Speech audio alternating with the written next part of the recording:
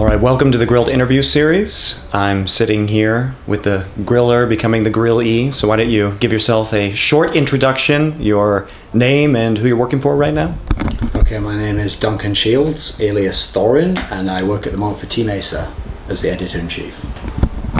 All right, you've had a long history in terms of esports, so let's go back and talk about the other journalistic outfits that you've worked for over the years, starting back in the early 2000s when you were just a cub reporter, we'll call it.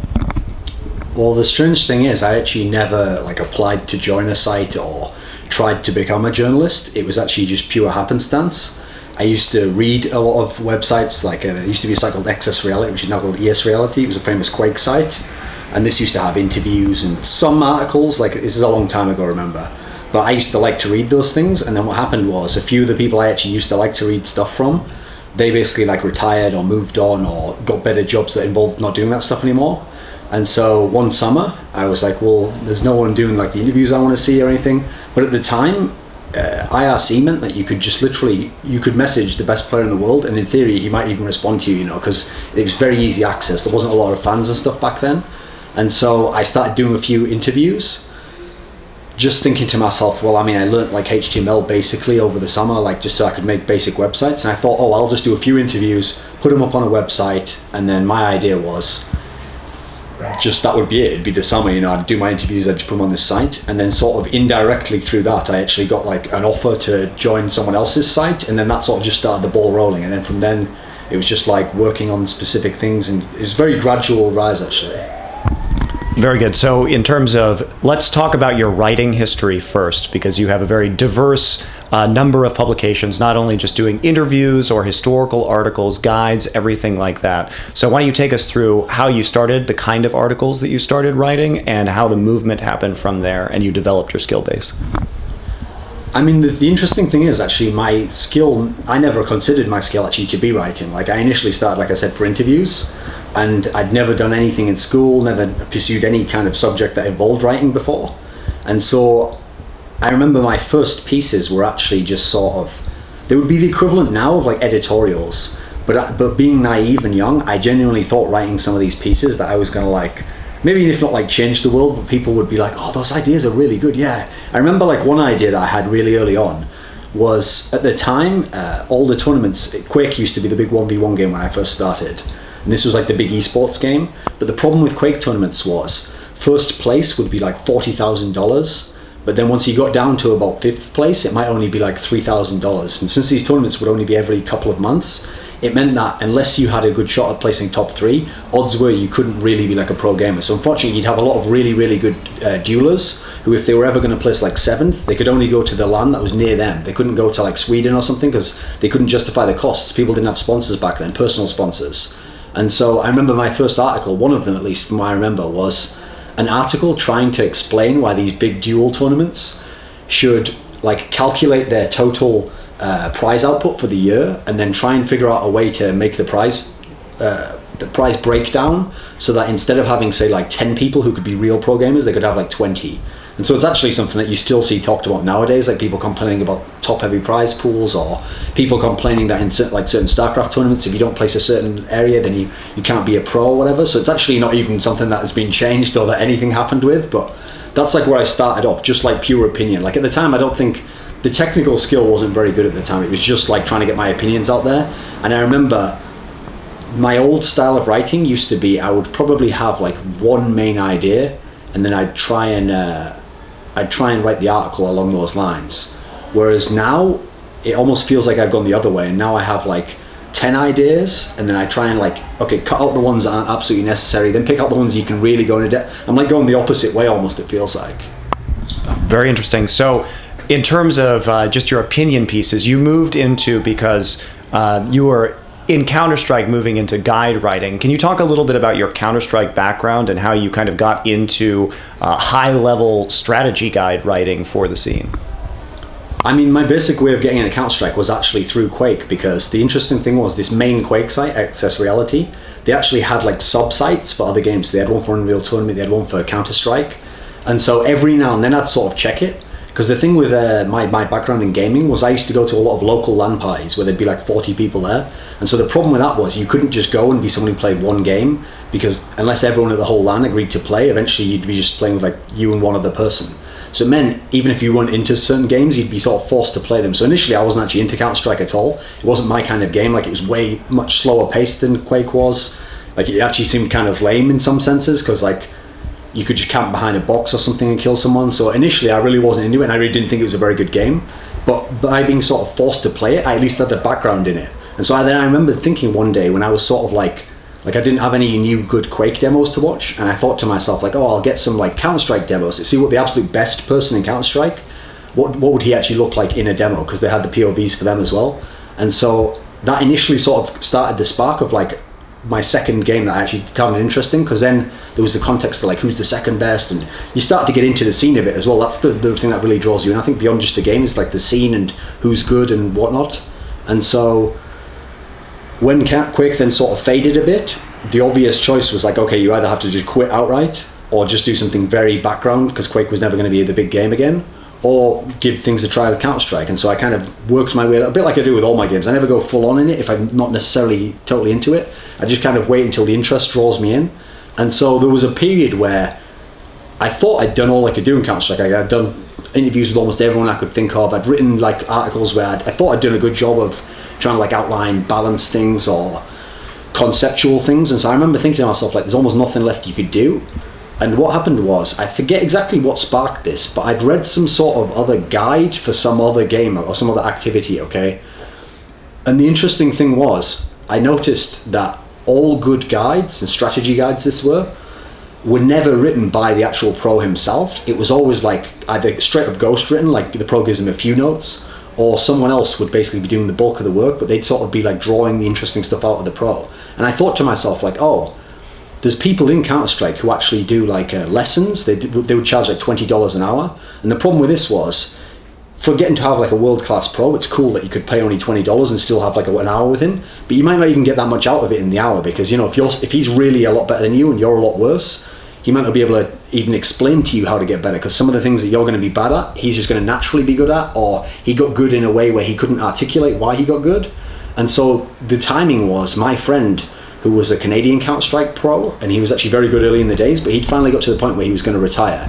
And so he decided he was going to retire, and I said to him, well, now that you've retired, and so in theory there's no like secrets left to keep or anything silly like that, why don't we like, it wasn't necessarily an idea to actually make a guide, but it was like, why don't we start on the process and see what it would be like? Because like, basically you'd give me all your knowledge, and I would kind of figure out what questions I should ask you that would get like the good stuff for the guides. It wouldn't just be like everything, and it also wouldn't be like just a few odd little tips, like stupid tips that everyone would know. The idea would be trying to go a bit in depth. And actually through doing this actually had quite a profound effect on my career later, because basically what I found was, it was actually this friend, when we were working on the guide, he made some off comment, like he said something. I asked him something like, when you're like improving yourself and you're working in this way on your game when you were a pro, like how much thought do you actually put into improving? Because some players were just very good and they could just play. And he actually said something like, oh, well, when I'm actually practicing and I'm trying to get better, like all I'm thinking about is how to get better, how I'm playing the game, like reflecting on it. And he said, like, I'm sure you do the same thing when you do writing. And at the time, actually, I didn't really do that. I used to just like, I'd write sometime and then I wouldn't even think about it until I came to do my next thing. And so I thought, like, actually he's got a point there. Like, if I'm going to be a pro, I should actually do that. And so then I thought to myself, like, well, what skill, like in this particular area of doing a guide, what would my skill here be? Like, oh, I mean, it's obvious that I'm going to write the actual text, like their actual technical ability in terms of writing might not be as good. And that's the real reason you'd think that I was brought on board to do this guide. But then I actually realized through thinking about how we were doing the guide, because then we got another pro involved and I was sort of working with both of them to get the best stuff and then combine it. I kind of realized like the skill I could have and I could develop was that I didn't need to have the clever idea or the great insight into the game. That would be nice, but regardless, all these players had it already in their minds, but a lot of them were just normal guys. They'd never worked on speaking or writing. They couldn't necessarily actually articulate the amazing insights they would have. Or some of it they might have never even in their own mind like concretized into thoughts. They might have just had it as an abstract idea that they just sort of intuitively know what to do.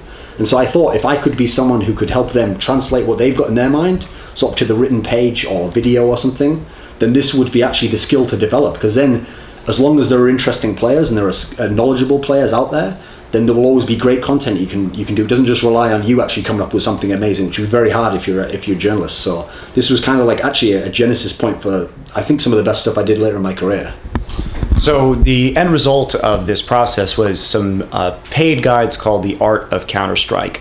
And moving from there, did you find, describe the process of actually taking these good ideas and articulating them, and how much did that help you later, because you became kind of a Counter-Strike expert later on down the road, and even though you weren't at this level of play, did you find that the process of writing these guides actually helped you inform you to create high-level commentary later on? This was definitely a big part of it, because the first thing that was interesting about the guide was, even though the impetus had actually come from me, like I'd had the idea and I'd got these players on board to do it, it seemed like such a monumental task. Like we're going to write like a 300-page guide, and the first one, the sort of the script idea was, it'll be like a guide to all of Counter-Strike, which is like a really huge topic. Like now I think about it, we probably should have just segmented it. Like the first guide would be one area, but we tried to make it like as expansive as possible. And so at the time, I remember my way of working before, I'd always considered myself like a very lazy person, and I tried to just get by on being really good, but in like a short burst of time. And so if I made myself do something for an hour, I'd do like a really good job in that hour. But then the idea was I'd do that so that I didn't have to do like the 6 hours of like rewriting and going back and thinking again. And so actually my whole mentality for whenever I did work was designed in the concept that it had to all be possible to do it in a single day. Because I'm going to put it off for today, tomorrow, and eventually I'm just going to make myself do it all in one day. And then after that day, I don't want to do it again. I don't want to wake up tomorrow and have to do some more. And so when I came to do this guide, obviously this is going to take like a month at least, or I'm going to have to wait for notes back from the player. And so at the time I remembered thinking like I know this is sort of possible, but I can't see how I get from like step one to the end. But this was a key quality, because what I found was, if the process is worthwhile and you've thought it through properly and there's like merit to the different techniques you're going to use, then eventually you can kind of just trust that if you just keep plodding on and you do like this part and then you do this part and then you look over here and then you think back, did I do this part right? Eventually you'll get to sort of, not necessarily where you knew you were going to go, but like the right place in the end. Like eventually you'll just know it's ready, and so you don't actually have to stress about like, oh, how far am I doing, or how will this apply to later on. If the process is right, then it sort of like is self-guided almost once you set it going. And so basically in doing this guide, I found out a few really interesting things, which was, first of all, I found out like I was mentioning before, like certain kinds of abstract knowledge that players had that either they couldn't articulate, and then what would happen is I'd have to ask them questions, and then sometimes they'd give me answers that were like, I'd think like, well, that's really not what you're thinking there. So I'd have to think of a new way to ask the question. Okay, so how would I sort of get around his sort of blockade there? Okay, now I ask this question and we come at a different angle. Then I'd get some interesting facts and I'd go, oh, okay, so even the player himself wouldn't necessarily directly have described it like that, but now we got a much more interesting answer, more insightful. And that basically led me to a position where I actually thought to myself, like, not only is the information then you can get to it, but actually the kind of the ways you get to the information to really, really get good info out of someone, on some level, I think you have to sort of like resonate with what they're talking about. You have to sort of understand, at least conceptually, what they're talking about. And so in constructing these ways of getting good info out of the players, it's like if you worked backwards from that, those were almost like the building blocks of how you'd get to that info in yourself, you know, how you'd like learn and then what you'd add to that. And then, because basically the questions I'm asking the player would eventually be questions I could just ask myself, like, okay, in this round, why would you even think to do that first move? Not like, oh, I did this because of this other reason here. Yeah, but what was the reason 3 moves ago that would put you in this position now? And so when I thought this way, I also realized that a lot of the players had what I would now describe, like through later life experiences, is that had like very they had very vertical knowledge depth, okay? And so in their area, they would seem like, as long as you kept them within their field, like their career, who they played, they'd seem like they knew everything about the game. But as soon as you started to talk to them about even some opponent, like there might be an opponent they'd played 10 times and it was a very famous rivalry, and you could mention something to them if you observed that player a lot, like, oh, did you notice how he always does this? Like, what did you ever think of that? And they'd go like, I never really noticed, you know, like, oh, I never thought about it that way. And so what I realized was even these players didn't have like a really good horizontal view, like they didn't have a really broad scope of the scene. And so sometimes their biggest flaw could be they couldn't see how their play or their style of play would interact with a totally different style of play, especially one they hadn't encountered before. And so I realized, okay, it'll probably never be possible to be the best player. So that type of knowledge I can probably never have. I can still work and get some basics, but there's actually a different type of knowledge that comes purely from studying the game. This is something I think has been borne out if you look at a lot of different games, especially real sports, where the really brilliant managers at the X's and O's usually aren't the guys who are the best players. And so the idea is, this is like a craft in itself. You have to dedicate yourself to like, okay, I'm not only going to like learn about strategy, and find what the best strategies are, but I'm going to try and find out why they're the best strategies. So what is the concept even behind the strategy that's interacting with another concept that it wins out? And what you tend to find, I think, when you do this, is basically that there's a level of thinking that comes into this that really is nothing like anything else. Even just being a fan or being a player or even being like a manager of someone, this type of strategy, I noticed that there would be some players who do it. So the best example in Counter-Strike is there were people who are the in-game leader and they make the strategies. Basically, how good they were as individual players would have no effect on whether they were some genius level strategy guys. So it was the same principle in action, which is that they'd just dedicate themselves to a separate way of learning about like strategy in the game. And so I thought to myself, okay, I'll never be the best player. I probably can never be good enough to be a player and be this in-game leader, but I could, in theory, be the person who's watched the most Counter-Strike, who's thought about Counter-Strike the most, who's tried to talk to as many people about Counter-Strike. And because I'm not a player, I won't have any ego involved. Like if someone tells me something completely different, I can like hold that opinion and another opinion in mind at the same time and not think like, oh, well, I'm better than that player, or what does he know what he's talking about? And so by having this approach, there was a point in time where, because of the lifespan of a pro, I think actually I've probably watched the most Counter-Strike ever, like high-level Counter-Strike, and definitely thought about Counter-Strike the most. And there was a period of years where I probably thought about Counter-Strike every single day of my life for like years and years and years. And the cumulative effect of this can actually be really, really interesting, because the subtleties that you can come across, every now and then you'll find something where two areas kind of just suggest a third area. And you don't necessarily know exactly why that will be correct yet, because it hasn't actually come into play. And the players themselves, if you ask them, they'd be like, well, I don't know if that would ever even apply, you know. But then in time, it might actually come into fruition. And you're like, wow, it's not like you're psychic. What you've basically done is you've understood the base concepts enough that when the next piece is added in, you actually sort of could see it in advance. And when you see that kind of like, I'd say like it validates the process. And so that only has to happen a few times before you actually feel like, oh, this is actually a valid way of thinking about the game. Like even if the player, because sometimes I'd have pro players who tell me I was wrong and that like this is complete nonsense, but as long as I'd done it in like an intellectually honest way, I could like say, okay, well, I respect your opinion, I'm going to put that in this box here where this is what this player's opinion is, but if this thing seemed correct, I could still go with it enough like to see the idea through. And so it definitely gets you to some interesting headspaces, I think. Yeah, absolutely. So you, as we're talking about, we'll use the term, horizontal knowledge moving into this next question, where you have a very good idea of the breadth of the scene at this point. You've been working on these guides to really articulate some of the basics that these players sometimes have a difficult time putting into words on their own or describing to other people. And so this ties in with, and very naturally, of course, with you having this great depth of knowledge in terms of viewing Counter-Strike with a movement into casting and commentating as well. And I think that many people who aren't Counter-Strike fans didn't know that you were working with IEM and Joe Miller, who is now primarily, I would say, known for League of Legends. It's his biggest casting gig these days. And so how did that opportunity come about? And what did you, as you were developing into a caster, how did you make that leap and transition with this very broad field of knowledge that you had, and what are some of the challenges that you encountered? I mean, the way it came about was actually quite interesting, because one day I just joined SK at this point, so it was like late 2009 from what I remember, and basically in the first month of 2010 was when IEM was going to have the European Championship for season 4, and for some reason the person they had scheduled to be the color commentator was a guy called BSL, a famous Norwegian player, and basically he was working at a newspaper at the time and he couldn't get the time off, and so they only had a couple of weeks before the event.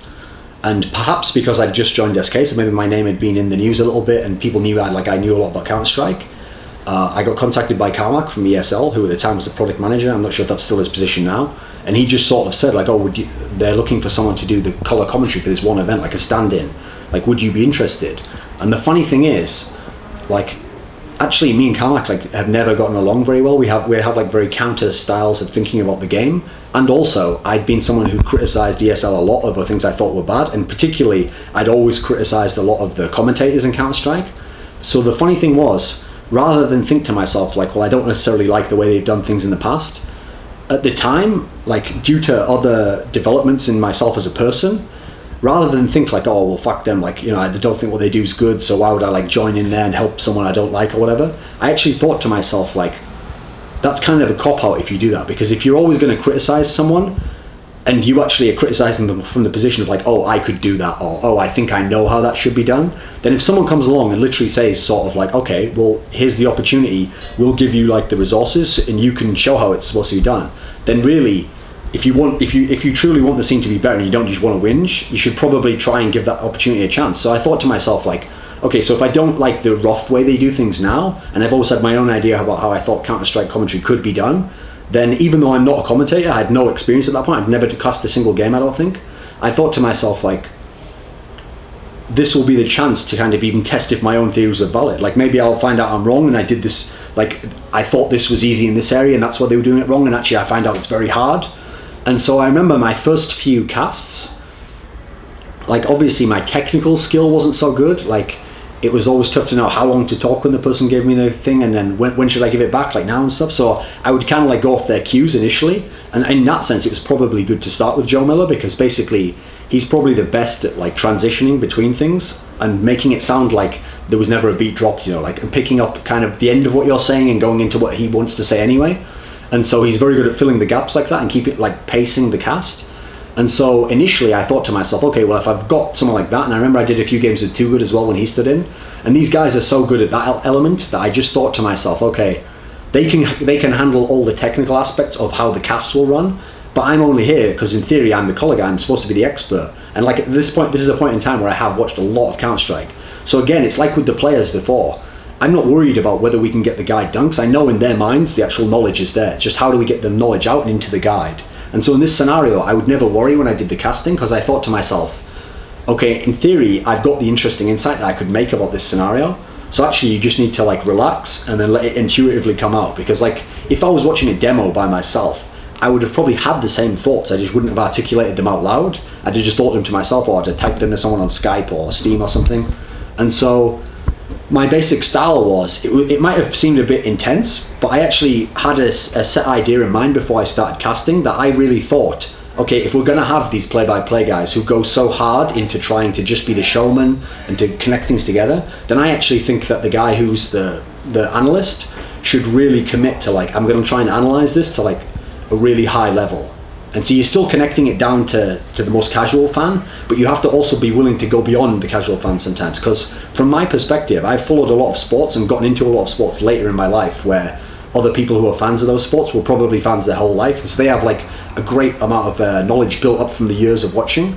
But the reason I could get into these games was that if I was interested enough in the game, then it didn't matter if I didn't understand something, because it's like I was so interested, I wanted to understand. And so I would listen, I'd think back what he's saying, I'd keep watching games until ideas like gradually would connect. And so I tried to do this style of casting in Counter-Strike, and I think I did a pretty decent job of it actually, because the problem with Counter-Strike was I even had thought about how it was portrayed as an esport. And the biggest problem Counter-Strike always had, and League of Legends should be able to relate to this, is basically Counter-Strike was on the bottom of the totem pole of skill as far as all gamers in esports were considered, because the games before it, okay, so Quake, even Unreal Tournament, all these games thought, oh no, even Brood War, they all thought to themselves, oh, well, Counter-Strike is just a game where it's like the spray's random and you just camp behind a box and you kill someone in the back. Like, it sounds like there's no skill in it. And the problem with the game is, when you actually watch the game on screen, because the spray is just a guy like trying to aim, you can't see what he's doing with his mouse, so you actually can't fully know the skill unless you play it yourself and you know how incredible it was that he just controlled the spray like that. And also, the game is so much about 1v1, one person killing the other one, then someone else kills him, then someone else kills him, that it's so easy to get caught up on that most basic level and think that that's how the game's being won. And it's true, in one round when someone kills 3 players, obviously he had a huge impact on how someone won the round, but actually, the thing that I think fans weren't understanding was that those elements would seem random as to who got the 3 kills or who got the 2 kills or who won the 1v1, but if you went over enough time, the certain strategies would execute in a similar way, even if it was different people getting the kills. Like the strategies were actually what was winning these rounds, or bad decisions from, like for example, let's say you see a situation where a player doesn't have armor and his opponent has armor and he dies to him in that scenario. If you're watching it on the base level, you're going to say, oh well, he missed his shot first there, that's why he didn't get the initial damage, or oh he hit in a bad area there. But really what set him up to lose that round was like maybe his team leader made like a really risky buy call earlier that meant that this round he didn't have armor. And so there's like a level on top of the action which is invisible unless you have that context. And then on top of that, then you have the element of like, okay, what happened the last two times these teams played? Like what strategies did they do? Because now both team leaders are thinking, what did they do last time? They're trying to adjust. And then on top of that, you have like their overall style. So one's a very passive team, one's like a quick attack, aggressive team. Not only how do those interact, but then how historically do you defend or attack against these types of teams? And so my main concept was I wanted to try and find moments in the cast where I could like rise to these certain levels and then help try and bring it back down to the guy who's watching just the kills. And so there were some people, I get the sense, who didn't like it because they would think like, oh, you're just imagining stuff that isn't there. But actually, I actually got some very good feedback from like other people who I thought were very knowledgeable about Counter-Strike. Like, oh no, I actually liked the way you were like developing that strategical element there. And so that was basically my overall idea. And so to me, it wasn't even a problem that I had like a kind of a vocal minority who didn't like the casting style, because it's not as though I'd gone in there and just freewheeled it and then people didn't like it. It's like I really had a set idea about how I thought casting could be done. That's why I'd even taken the opportunity. And so I was actually willing, like if these people don't like it, that's fine, but like I have my reasons for doing this style, and so I think it's like valid in this sense. And so that's kind of how I did the casting stuff. Like it just came from wanting to at least try this style that I thought could be done. So you've mentioned a little bit about the feedback that you received from these casts, but you said you were brought in initially as kind of a test caster for a sub for an event, but this went into other subsequent casts as well. So how would you evaluate your success as a caster in this game that you had a really high level of knowledge in, and audience reaction as well? Because obviously ESL, IEM thought you were doing a good enough job to kind of continue bringing you back.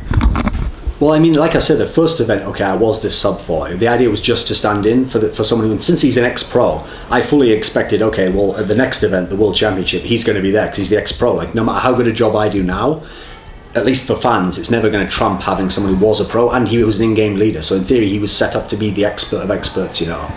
And so I did the first event, and the funny thing was, even at the first event, I had some ESL people actually tell me, like, oh, like I liked your style, like you seem to come up with the information very easily, like it came very easily to you.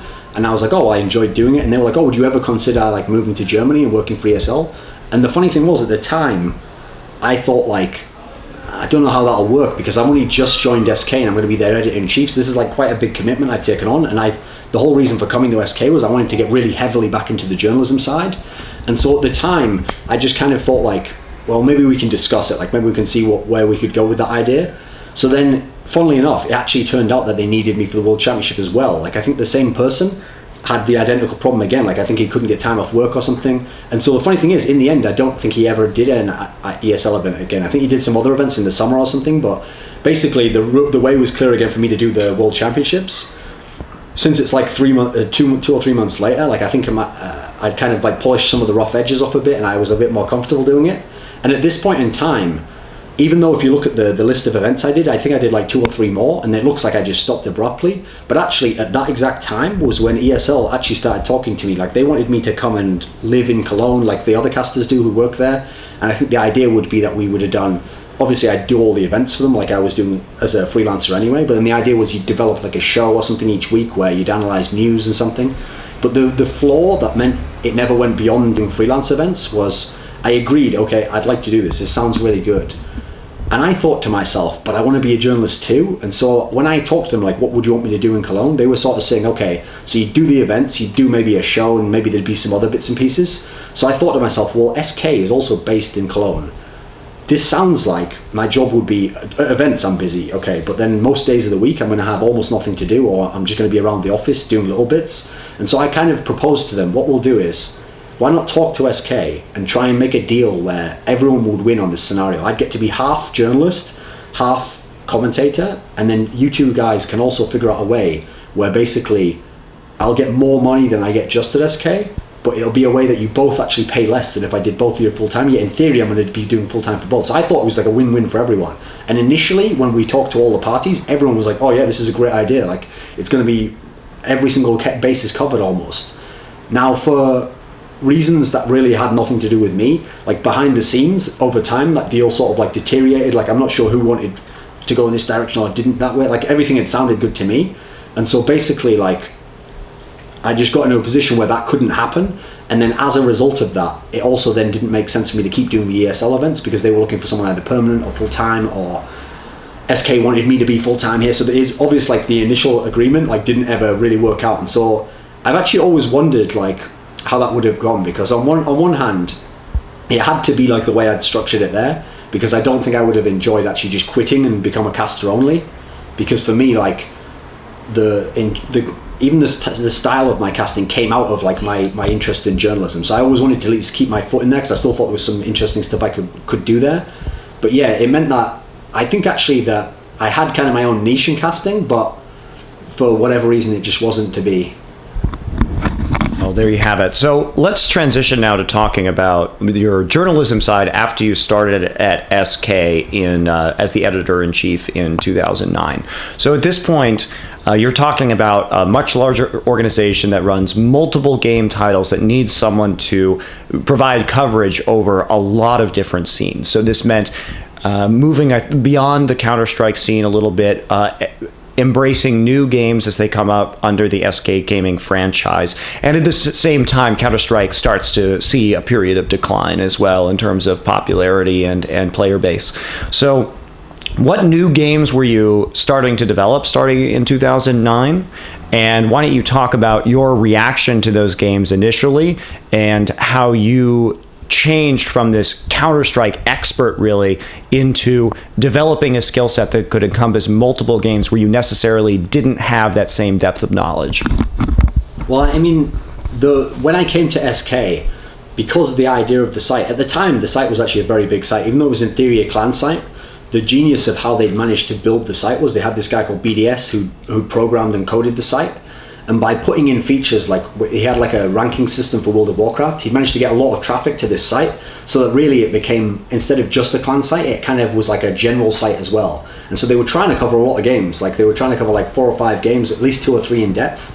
And so Quake was one of them, but that was kind of one of the less in-depth ones. So Quake and Counter-Strike had always been my mainstays. I'd never really strayed from those games. Like I'd very vaguely watched a little bit of other games, but those were the 2 I was trying to go hard into. So I was trying to be an expert, and these are the games I love to watch, you know. And so immediately as soon as I join, I'm in a position where, because I'm just starting out at this new site, even though in theory I'm like the editor-in-chief, I wanted to kind of get my feet wet by showing all the people. Like, I've always hated the idea of someone who is the boss and he can demand things of other people that either he himself couldn't do or he doesn't know if they could actually do. He just makes demands like, oh, I want you to do this, this, and this. So my idea was initially I would get my feet wet and kind of do some of the most basic news posting, and I'd kind of show other people like how I'd like news posts to be done, and then also I could convince them to do stuff later, because I'd go, well, you know, I've done the most basic ones here, and it's not a big deal, like it's part of being a member of our team. And so in doing so, I also had these ideas, a bit kind of like with the casting. I had ideas about how a big site should be run, because I'd never been on like the big site and run it in that sense. So I'd always thought on the big sites, one of the things I hated was that news tended to be very, very light on actual information. It would just be like a couple of facts, and then the talent to being a news writer was just like putting in some like cliched ways of fitting the facts together and like saying, oh, and good luck to that team or something. But there wouldn't actually be any context, and yet every newspaper story you ever read, okay, so it'll have like the main body of the story, but then they're going to look for fact checking, then they're going to go and look in history, did this thing happen before, what has this person done before? They're going to give you, as you go down, you'd get all this information. And so basically I started to do news posts where my style was, I wanted to have the news and have that be separate and objective, but then at the bottom I wanted to have like a context portion. And some of this would even be kind of editorialized in the sense that, say a team acquired a new player, rather than just leave it at that and hope the person knew who that player was and what he'd done, I'd kind of fill in below, okay, so he's most famous for playing for Team A and they had some good placings in this year at this tournament, and then I'd maybe even add in something else, like, and he was considered, you know, one of the best players before leaving that team and people had wondered where he would go, and I'd kind of like give some context to the whole piece so that if someone didn't know that much, they could kind of get like a mini expert opinion to it. And so what this led to then was, if I wasn't doing Counter-Strike and I wasn't doing Quake, well, I'm not an expert in those games, and plus I don't even know the history of those games. So I would start to do posts about Warcraft 3, about StarCraft Brood War, I'm trying to think what other games, maybe World of Warcraft or something. And what I would have to do is, unless I had another writer on hand, which usually I didn't, I'd have to research myself and try and find out, okay, if I want to do the same thing, well, if this news post is about Lin just won this tournament, then I have to be able to do the same thing, like figure out what were the actual important tournaments in his career, or did he used to lose to the person he beat in the final here? I'm trying to figure this context out. And so by going back and applying sort of the basic techniques I had in the other game, but to a game I didn't, I kind of found that what you could do was, in the same way as I was explaining about how there's a level of strategy which is actually disconnected from playing. It interacts with playing, but it's not directly connected. It's a separate field of study. In the same way, in games themselves, the scene element of the context of who beat who and who was good in this year and how good were they relative to this player here, all of that really interesting stuff, we all think it's connected to the game because we come from the game, and that's why we're interested in those players, and so it is tangentially connected, but really that's actually a separate domain of like knowledge. And to get knowledgeable about that isn't just watching the game, because actually if you just watch the game going forwards in time naturally, sometimes you'll miss things like you have to go back and look, why did someone beat someone, or what was the context of them actually winning this game. You know, they played great in this tournament, but had they always fallen at the semi-final? And so basically by applying this kind of knowledge, as I moved into these new games, I could sort of see it, like people would think I was an expert in the game. I would never say I was. I'd even say like I don't play this game much, I don't even really watch it much. But by kind of putting in the hard work in this area, you could get that sort of knowledge where I think it actually worked, because even though you wouldn't necessarily know the specifics of why someone won necessarily, I think over the long term, results don't lie. Like if you can interpret the results correctly, that's the problem. If you can get the context down, then even without playing the game, I think you can get knowledgeable in a sense. And so the first game I really moved into was, I think it's probably Brood War actually, because even though this game wasn't that big in the West in terms of news, the interesting thing about Brood War was I only had to do the odd pieces of news every now and then, but in doing so it would be about a very famous place. It'd be like Jaedong. I remember the one where it just said Jaedong had got LASIK surgery, and I thought to myself, that's going to be like a two sentence news post. So I go to and I find Wikipedia and I start reading about Jaedong, and suddenly I'm like, not only is the scene awesome for this game, but like now I'm actually interested. Like I want to watch some of these games. So that indirectly actually got me into Brood War, which I then became heavily into. But then there would be games that I wouldn't get that into. So a great example would be like StarCraft 2. Like I've never actually been into the game of StarCraft too much, but I think I've done a pretty good job, because I've worked so hard at it and thought about it so much, of getting the scene knowledge in my place, so that even when I would do interviews, I could ask a question that necessarily hadn't been asked, but it would make sense from how the players were responding to me. I wasn't just like just guessing at that thing. There was like some impetus to why I would ask it that actually made sense on an intuitive level, even if I didn't know the specifics of the in-game stuff to definitely know why that would be. It's like, basically, I always think of it like this. In terms of research, if you think of someone coming to a subject with no knowledge whatsoever and no techniques, it's like there's a whole book and they're just trying to read page by page. And if they keep reading enough pages, they read every page, they could in theory get to all the interesting information. But if you already had the skills of knowing like where in the book to look and what kind of paragraph the answer is going to be in and what kind of sentence to look for, you could get the whole book and kind of flip right through and go really quickly to the area. And even though you don't know everything about the book, you've got the interesting piece of information there because you know the context. And so this is what I tried to do. And then the most recent game I've done it with is League of Legends. And in this case, it's like I think it's really validated that concept in the method, because in StarCraft 2, I could cheat a little bit because I'd watched Brood War and I was getting really in love with Brood War at the same time as StarCraft 2 was out. So you could at least say, oh, it's an RTS game, it's kind of similar, the concepts are similar. But League of Legends, I had never played a single MOBA game ever. I'd never played Dota. I hadn't even played Warcraft 3. So in theory, I should have had no base knowledge whatsoever, which I didn't. And it wasn't a game that like naturally I was drawn to play, so it's not like I could just play it a lot and then kind of like catch up that way. I kind of tried to just see, okay, I'm going to test this theory of how I research things and how I get to know games on the scene level, and I'm going to gradually move into League of Legends. And if the response is good, like it's working, like I say when I talk to players in the past, if the response that comes back makes sense, like people are understanding what I'm saying, I'm not just talking nonsense, then I'm going to move into this game more. But that was like the ultimate example of a game where in theory I had no knowledge, but I was able to get the knowledge that matters for my work, even if not the playing knowledge. Right. And before we move into StarCraft 2 and League of Legends, let's go back to Brood War, because when you were starting in 2009 as the editor-in-chief of SK Gaming, these were games that were released in 2009, StarCraft 2 and League of Legends. So in a way, you kind of had square one of journalistic history in order to move forward. But when you're talking about getting into Brood War as the editor-in-chief, you're talking about a decade of games that have already been played, starting with the OSL in 1999, right? So how did you kind of go back in history to research Brood War, and what was your method there to become as informed about the history of the game, the results of the game, the reputations of the players, the strategies, everything like that? Well, the reason why Brood War is a great example is because, as you say, actually when you get into it in 2009, that was the point where people were saying every year, like, oh, next year will be the last year. And so in theory, you're getting in at the worst time if you want to ever be knowledgeable about the game. And I'd always been in the position where I was very lucky that when Quake and Counter-Strike came out was exactly the time I got into the scene. And so I'd had the benefit of always being there from day one.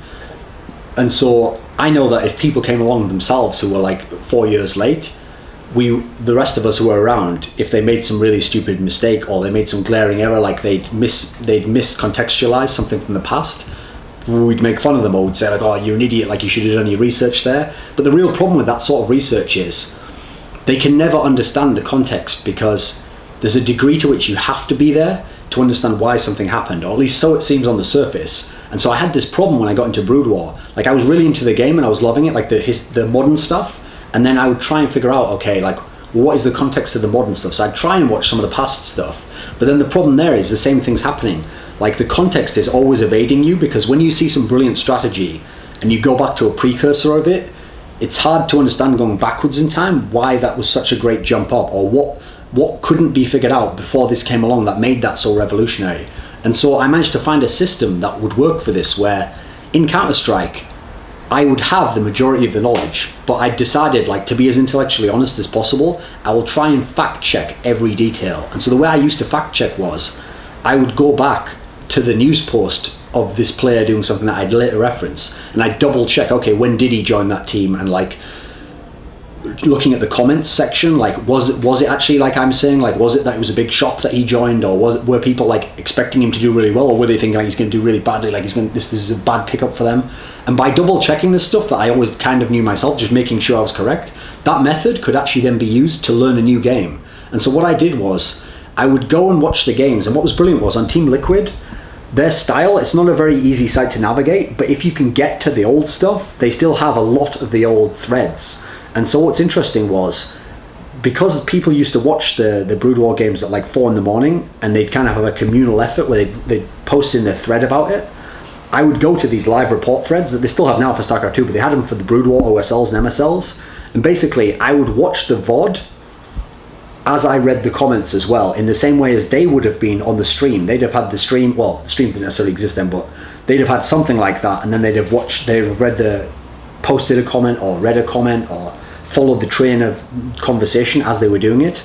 And so I started to do this as I was watching the games. And the interesting thing was, basically, it was like watching the game, but with a bunch of, well, not everyone was intelligent, but in theory, the best people, it's like having some really intelligent friends who know everything. You know, if you're watching like a game you haven't watched before, and you can say, oh, what happened there? And he can just say like, oh, well, you see what happened was that player was famous for always rushing, and so he's like defensively done something. It's kind of like they're just like giving you the like cliff notes constantly on all the interesting stuff. And so by reading it in this way, I was kind of, it's like I'd gone back in time and I was experiencing it forwards, the way someone from that time would have. But also, because of my journalistic past of trying to like take on a lot of opinions that don't necessarily all work, and I might not agree with all of them, but kind of keep them in mind and give them their own values and merits and quantify them, it meant that I could get like a trend of why something had happened. So then I had the context historically of like, well, some people thought he was going to fail here, but others knew that his strategies were valid, you know, something like that. And then also I had this element where basically I kind of, like when I was saying about searching through the book, I could take on all these opinions, but without being overly influenced by some of the ones that actually didn't have much merit to them. And I was kind of getting really good at sifting through for the ones that weren't that good. And that's something that obviously would help me in these other games as well, because basically in the games that later on I didn't even watch and I didn't even play, now I needed to use that skill the most of all, because basically now I need to get my ideas and context from the people who do watch the game and who are smart, and I have to figure out who actually knows what he's talking about in this big debate thread, or who is completely wrong when he keeps saying this thing over and over. And I think I got a good like sense for that, but that was like one of the big things that emerged out of trying to get into Brood War. So when you're talking about the games that you don't follow as much these days, which would include StarCraft 2 and League of Legends, which are, I think, pretty much your bread and butter these days for esports, as arguably the two largest esports in the world at the moment. You still, is your process similar? Do you still use the message boards fairly on a daily basis? Do you still try and use community opinion to chart the zeitgeist of a scene? Yeah, I mean, this is one of the main things I'll do. Like, and again, I also use the time concept as well, which is that I'll read all the Reddit things, and sometimes I'll even read ones which don't have much information in the actual thing that they're linking to or the original post.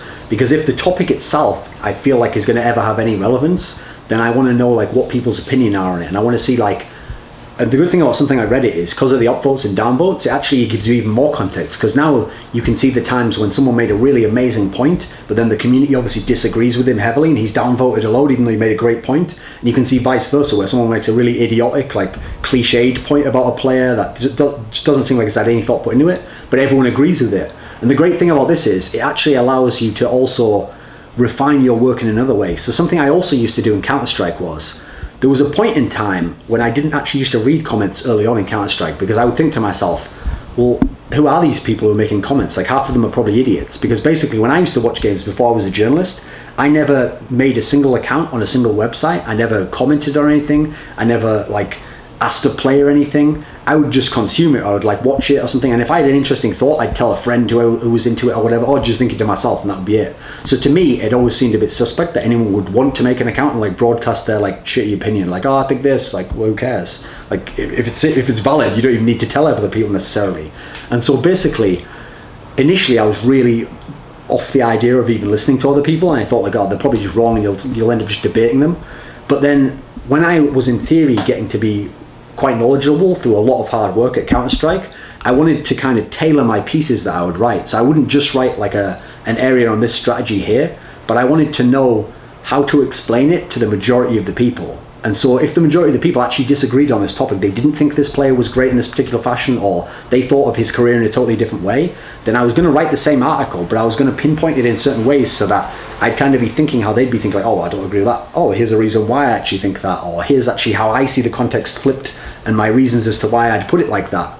And so I think it actually allowed me to make the articles a bit more pointed, and so they weren't so general. They were a bit more actually directly to the viewer, the person who's going to read them.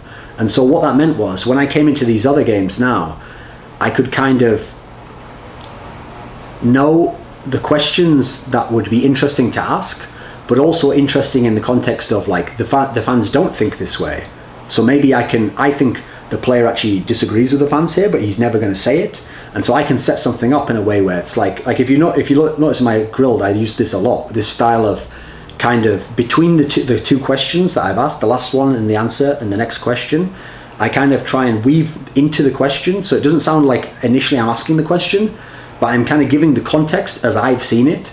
And something people won't know is I often will tell players before I start the interview, like, if I'm at all wrong on this point or you disagree with me, don't feel obliged to like go down that route or to agree and then say your opinion. You can directly contradict me. You can even say it in a way that otherwise, if people didn't know we'd said this, might make me look stupid, but like I'm perfectly at ease with that, because I'm just looking for the most interesting answers and the most intellectually honest answers. And so I would try and get this gauge of like both the temperature of the community and like the breadth of their opinions on something, because then I could tell when there was like an opinion that would be over here that not many people looked at, but actually that's quite interesting, and maybe what would the player think if we brought that to him directly in a way he'd never directly interact with it. And so this was kind of my thinking that came from that way of getting into Brood War in a way. Okay, so as we're talking about the Grilled interview process, so you're starting to talk more about your thinking behind your questioning and interviews in this series. And actually, your Grilled interview series is a relatively recent phenomenon, really. StarCraft 2 is where you started out with this series. You interviewed Select. It was issued in mid-2012. So we're only at about approximately 1 year into this series right now. So out of all your journalistic experience, because we're talking right now, as this series starts, about a decade into your esports journalism career. What came together for this grilled interview series? What really inspired you to start this, and what were your goals coming into this? I mean, the funny thing is, like, this is actually, when I'm thinking about it now, this is like a trend throughout my career, where oftentimes there's an area where not only do I not think I'm particularly good in that area, but I've never considered doing it, and I'm almost sort of forced into it. But then in doing so, I then find like I can become good in this area with enough hard work and thinking about it, or that it eventually actually makes sense for me to be in this area, because since I didn't like it, I'm going to do things in a different way, because I've always thought things could be done differently, and that's why I didn't like that style. And so what happened was, this format actually existed at SK Gaming. It was called one-on-one. And it was done initially by Carmack, because he was famous for this style of interviews where he would try and get to the personality of the player, and he would ask some questions related to esports, but it was mainly about like who was the person behind the player. And so they would roughly, I think, run about 10 to 15 minutes. And what happened was, Carmack had been the editor-in-chief of SK 2 people before me, so there'd been one person between the two of us. So he'd left at the beginning of a year, then they'd had someone for part of that year, it hadn't necessarily worked out, then they'd brought me in. And so since that feature had been one of their biggest rated features, because they had their own video player, so if they got a lot of hits onto it, like 100,000 views, then they kind of like benefited directly from the ads and stuff like that. So it was a big feature for their site. But with Carmack gone, in theory, there was no one to do it, because it was his baby, you know, doing this video interview feature. And so initially, my boss, the guy who runs SK, The Slash, he actually tried doing a few. And so he did a few at events. And initially, because like I said, the funny thing is, again, like me and Carmack always came at things from like almost polar opposite approaches. So I was actually never interested in the person behind the name. I was only actually interested in what they did in the server. Like, I actually have a theory, okay? People obsess over these players, these pro players, and even pro players in real sports, and they want to know everything about them, and they want to interview them all these, what do you think about this thing over here? But the problem is, their area of expertise is like on the court or in the server. In the server or on the court, they might be a genius. They might be one of the best of all time. And if you ask questions about that, you get some incredible insights. But off the court, if all they do is spend all their time practicing and playing this game, they might be a very boring person. And in the case of someone in esports, at least the pro in basketball, he might be 30 years old, he might have had some life experiences. It's possible that this genius in-game in Counter-Strike could be just like a 19-year-old socially awkward Swedish boy. And so it's like, if you phrase it like that, and you just said, would you like to meet and talk to a 19-year-old socially awkward Swedish boy? Most people would be like, well, no, why would I? It's like, well, just because they're good in a game. And so my approach to the series was I was going to go the other way. I was going to try and invert the series. But my boss was doing the same style as Carmack, and he sort of said one time, like, I want you to take over this series. And it was one of those things where it wasn't like, would you like to take over? It was like, you have to do this. So I thought initially to myself, like, okay, I'll do them, but I'm going to try and like subvert it a little bit. And so he told me, when you do it, make it about 10 to 15 minutes, but it has to be 3 sections. One has to be like the guy's life, one has to be like his career, and one has to be what he thinks of esports in general. So it always has to be 3 sections, and they should be roughly about the same length. So the first few I actually did of these one-on-ones, there was someone behind the camera who was recording it. I didn't use my own equipment at this time. And they would literally, after about 10 minutes, just start doing this, like, cut it off. So even if I was in a really interesting question, I had to just cut it off right there. And again, I'm having to like ask a few questions I want to, and then go, right, well, I've got that third done. Now I have to ask about him as a player, and then I have to find out what he thinks of esports in general, like things that to me weren't that interesting. And so what happened was, at the events later, where there wasn't someone operating the camera, and I was just being sent to the event myself, so I had the camera and I had all the control, I thought like, well, in my style of interviews anyway, for normal post-match interviews, I'd do the post-match interview, and then say there was like, I thought I could probably get 2 or 3 more minutes with this guy, I'd sort of throw in some historical thing. Like, oh, I remember that final you were in back then, like, you're going to play that guy this tournament, so what do you think of that? I'd kind of throw in a little bit of history. So I thought, you know what, fuck it, like, I'm going to just say no time limits for this. Like, the camera can only record an hour, in theory. I could make it record more, but I'll kind of see. So between the 10 or 15 minutes, maybe I can do some of these up to 30 minutes, but I'm actually just going to purposely forget that thing about doing about their life and doing about esports in general. I'm just going to go what I would think would be an interesting career interview. And so it's not like overnight I just went to these crazy limits. I like started with like 10 to 15 minutes, then I think I did 120 where it was something I really knew a lot about. Then as I added in more research, I found, okay, I could do everyone 20 minutes now. So now I'll try and do like 40 minutes or 50 minutes.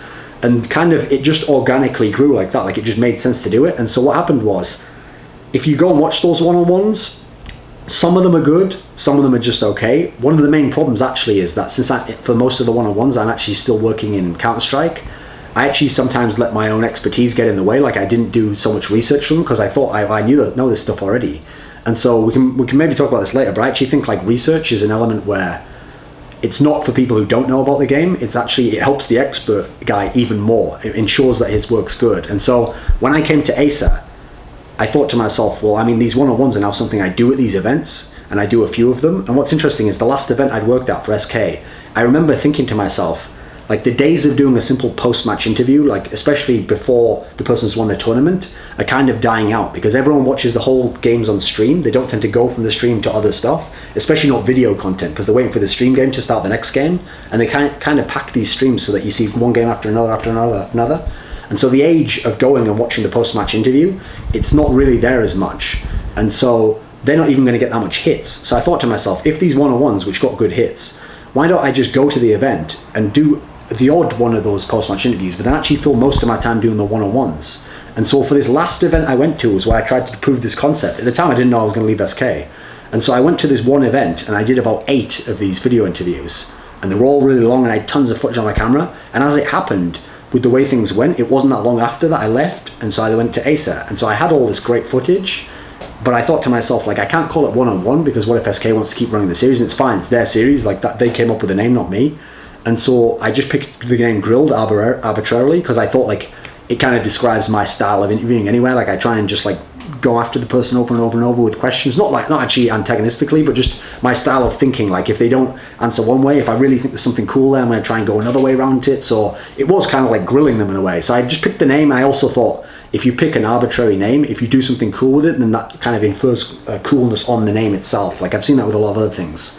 And so basically that's how the series organically actually grew. Like each step of the way, it just made sense to do the next thing. And actually I wasn't always pushing it. I didn't know where it was going to go. And so then at Acer, again, the same thing. I'm getting sent to some events, but initially they're thinking I'm going to go and just do post-match. But since the first batch of Grilled looked so good, I thought, well, imagine if I had some up-to-date Grilled, like brand new ones, and with great players, etc. And so basically it just became so that those would get so much more attention and be so much better received that I now tried to make that like my main thing. And so at this point in time, that's actually the main thing I'm doing, beyond just the simple work.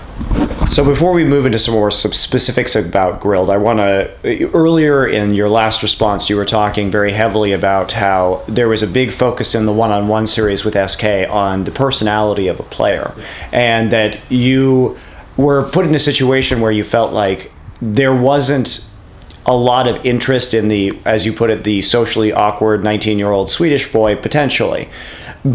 And also that these professional players, just like professional athletes, in order to get to their station, they have to spend a large degree of their formative teenage years obsessed with a game. And that's true whether you're a video gamer or you're a basketball player or whatever else you are.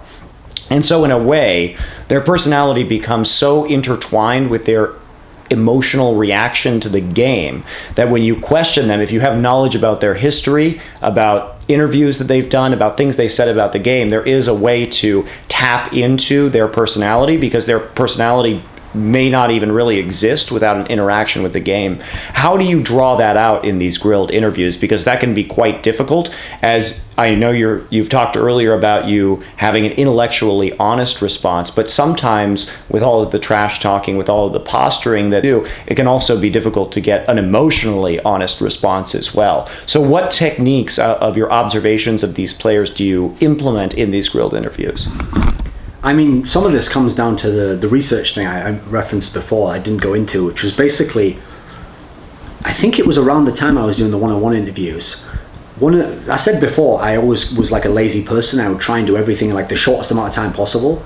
And so what that meant was, if I thought I knew a lot about a player, then it's true, I could do like a 15-minute interview with them, and chances are it's going to be good, and it might be even be better than a lot of other people's, because of the stuff I already know, I can come up with good questions based on that. But then every now and then, there's still going to be moments where you're just human, and like either you forget what your question was, or the player hasn't answered any of your questions in the way you thought was going to be interesting, and so suddenly you're just hitting all these dead ends, and you're going, well, I know where I'm going, but like it's not going to be interesting once we get there. And so what I decided one day was, and there was even an element, actually, I'll admit, where there was something cool about the fact that the player would sit down and do like a 50-minute interview with me, and he couldn't see any notes that I had because I had no notes, and he would see that from the way I was talking to him, I was just coming up with the questions off my head. And so there was like a bit of an ego thing there, that they would be sort of like, wow, how do you think up all these questions, or how do you know so much about my career or whatever. Like, that was cool in a way. But then I decided, like, if truly the interview is the main thing you want to be really, really good, then actually you'd be willing to give up even that small egocentric thing I mentioned there, and just have like notes, and make the notes so that in theory they are quite in depth and the scope. And so my idea was, I would do as much research as I could, as opposed to doing the minimum if possible. Now I'm going to do as much research as I can, and the idea being that this isn't necessarily even how I'll do the interview, because I'll still use my natural skill to kind of keep a flow going with the conversation and have the interesting questions coming to me as I'm going. But anytime there's a problem, now I have something I can go to that can potentially reinvigorate the interview. And so what I found was, when you did this system, it meant that you could go down any extra little pathway. Like, say they started talking about something you hadn't planned whatsoever, and you go all the way over here. You're never then lost where you can't think of another good topic to come back to if that hits a dead end, because you've now got your topics in front of you.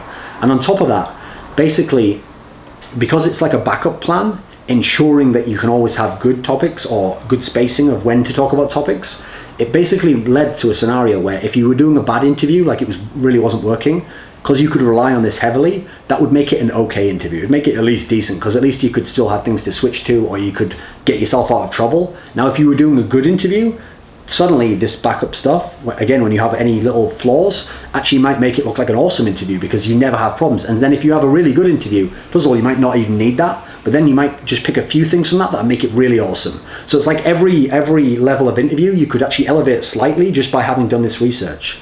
And so when I would do all this research, I decided to myself, another thing, this is actually, I think, applies to a lot of esports journalists. There's like an ego thing where people want to pretend that they haven't seen anyone else's interviews and be like, oh, I haven't even seen her interview, even if it's got like 100,000 views, and be like, oh, I don't like that guy's interviews.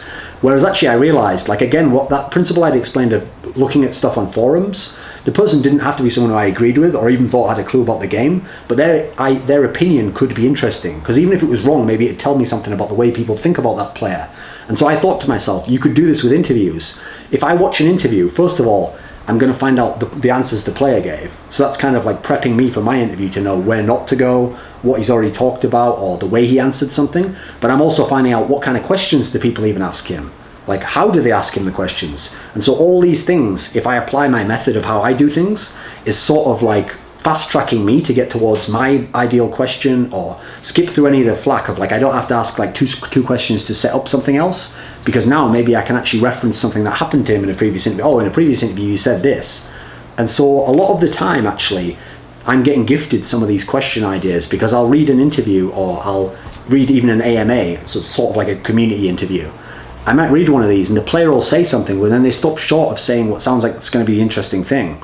And so rather than have to just ask over and over again and just hope they answer the same thing, but then add in more, I can sort of tell them directly, well, I'm sort of going for that bit, but indirectly through the question, by basically telling them, like, okay, so you said this in a previous interview, and then again, I'll use my style of like, but I've heard that other people think this of your career. So how do you kind of like balance those two facts? Or when you said that, people could infer it in a lot of different ways. So did you mean it in this way? How can you elaborate on that topic? And probably the best example I could think of for this is probably actually the Chauster interview that I did, because this was, again, quite early in me getting to League of Legends, so my knowledge isn't very good. But the thing I'd noticed about Chauster was, because he'd had this enormous AMA thread on the CLG site, in theory he's answered every question, but he's actually very famous for answering in a very short, and some people would say glib way, because sometimes you could tell he didn't want to explain something, like, it's just that way, that's how it is, like, I know more than you.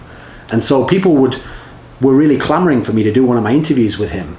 But I thought to myself, like, he's done essentially a zillion interviews by doing this huge AMA. So instead, I'll actually apply this, I'll try and validate whether this technique works. And I tried to make that interview almost entirely that one technique, and in doing so, get all this new information out of someone who in theory has already answered all these questions before, because I'm going to try and get him.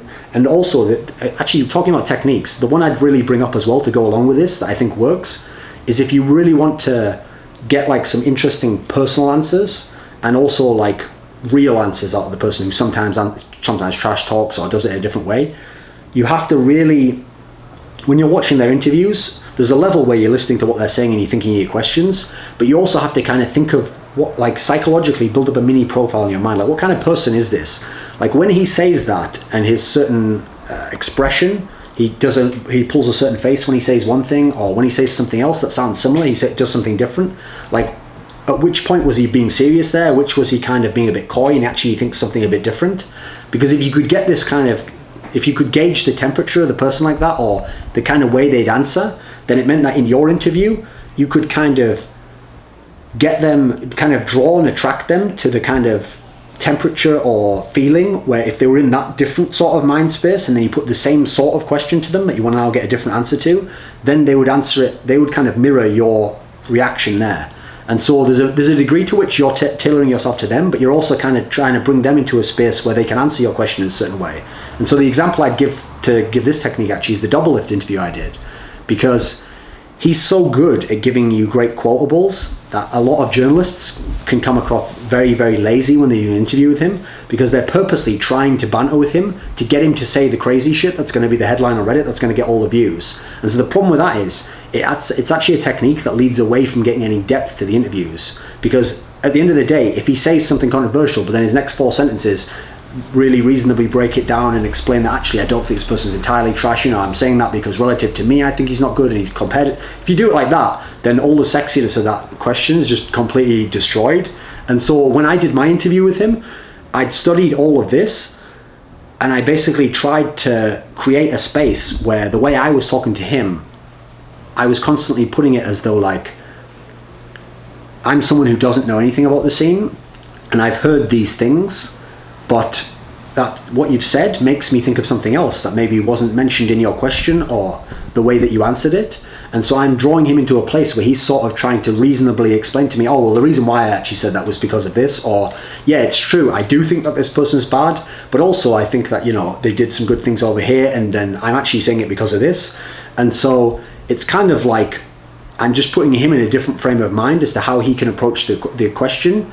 And so rather than me like have a specific answer that I want him to give me, it's like, actually I know that there are other ways he can answer this question, and I'm just giving him like permission to do so, because I'm setting up a space where that's just how we're talking, And so for us two to be relating, just camera aside, he's going to relate to me in this certain way. And I think that these two interviews, which have very different techniques behind how I'm adapting to them, they actually kind of show that there's a merit to how these techniques work, as in they can get results that seem to be in line with like what you were going for intellectually behind the question. And so I think those would be like the main techniques that I'd bring up, because they're the ones that actually seem to work day in and day out for me. So we've kind of reached an interesting point here where we're talking more about the theory behind the craft of interviews and journalism. But before we really dive into that, I think that there's a big issue that needs to be addressed, which is where we've kind of run through your history in esports now, where we started with Counter-Strike and your passion specifically for Quake, and then into Counter-Strike for these 2 games. And then you moved into Brood War, which you were passionate about kind of retroactively, and StarCraft 2, which you understood because you understood the principles of RTS from your research in Brood War. But then finally we end up with League of Legends, where you say you've never played a MOBA before by the time you get into LoL. And indeed, by your first Grilled interview with Snoopy, I'm to believe that you had never even seen a complete game of League of Legends played competitively. So with all of these steps in esports that we're taking away from being super passionate, super knowledgeable about the game, and then you say, well, I don't know if I really wanted to be a commentator because I like the journalism aspect so much. And by the time we arrive at League of Legends, it's really, at this point, it seems that it's more of an intellectual challenge and a mastery of craft that's keeping you as an esports journalist.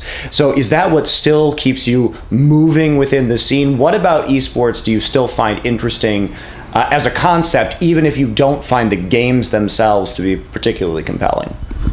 I mean, that actually is really the way I now have come to think about it. Even as I was transitioning into that, it's one of those things where you're not even entirely sure why you're doing something. It takes more experience and reflecting on it to realize, oh, that's actually why I was doing that. Like that's what makes sense.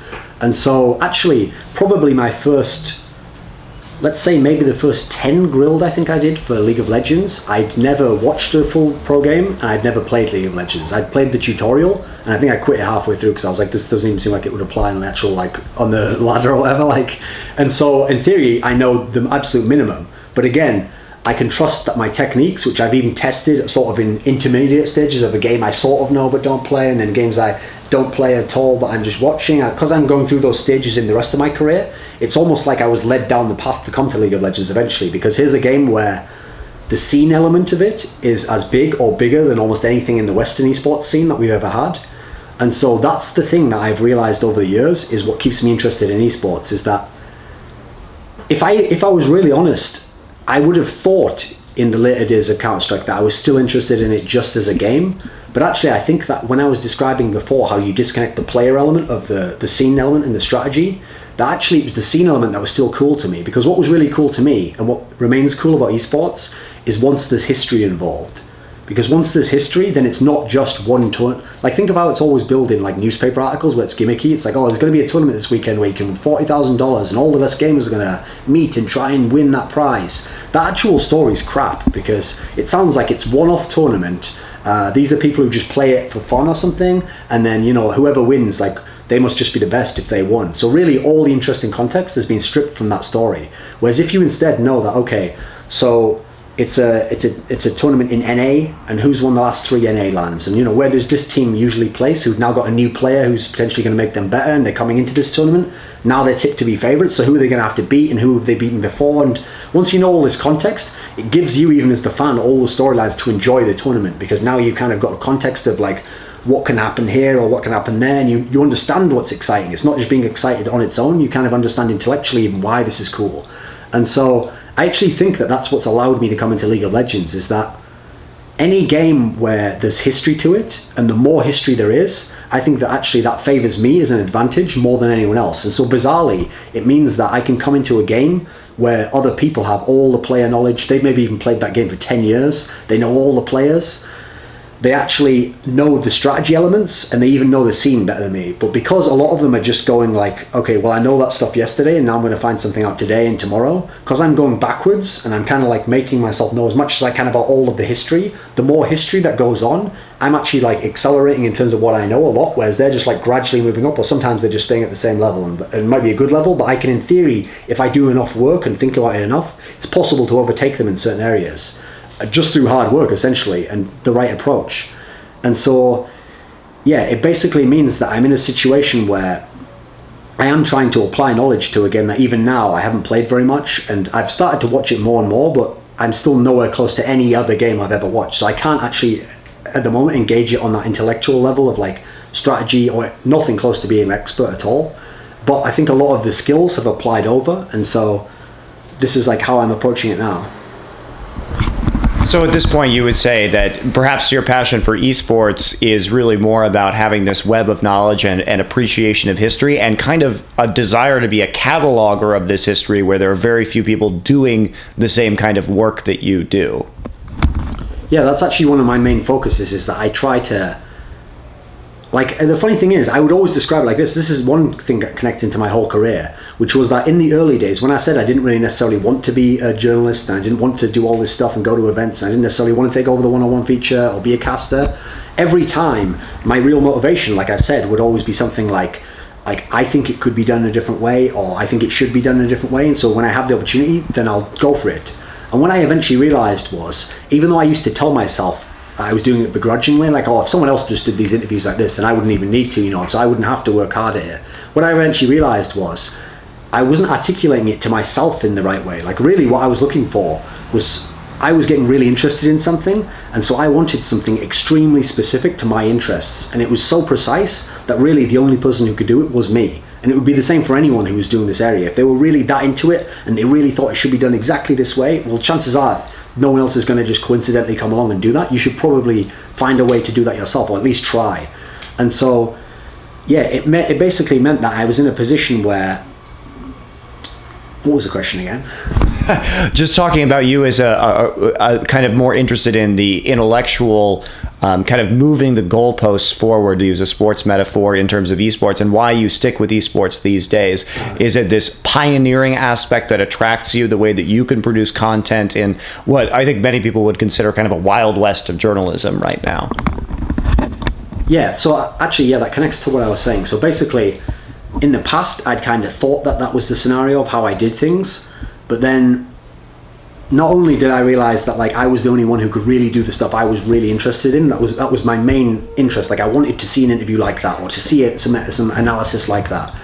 And so basically I was put in a situation where all my success has always come from this position of doing it exactly how I want to do it.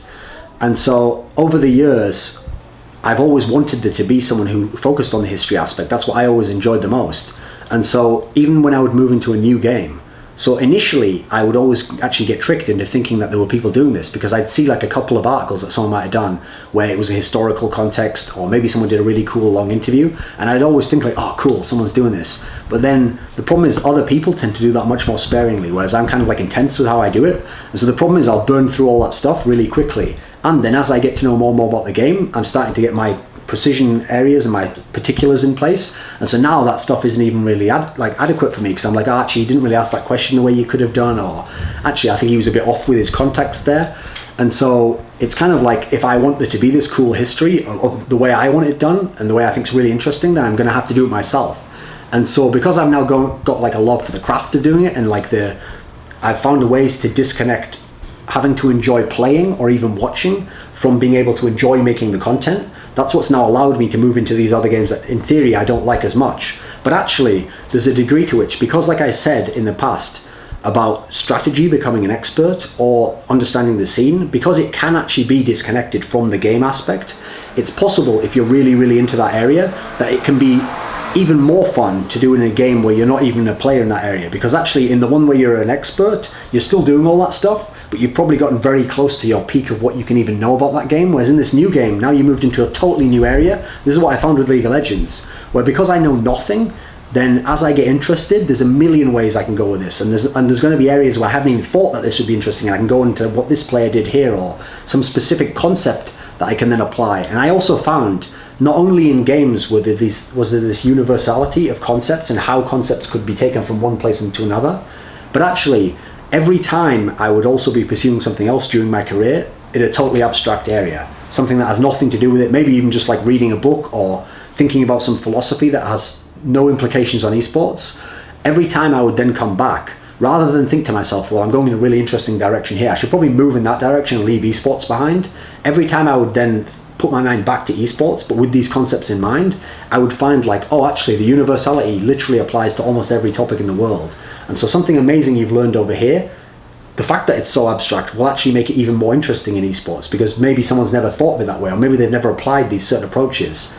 And so there's like a famous quote that I've often used on Reddit, etc., where this swordsman and philosopher from ancient Japan called Miyamoto Musashi, he said, if you know the way broadly, you can see it in all things. And so it's the idea that if you really, really get good in certain things, multiple things, then you'll actually start to see like the core of being good or really knowledgeable or what's brilliant or interesting about that thing in all things. Like there's an element to which they're all interconnected.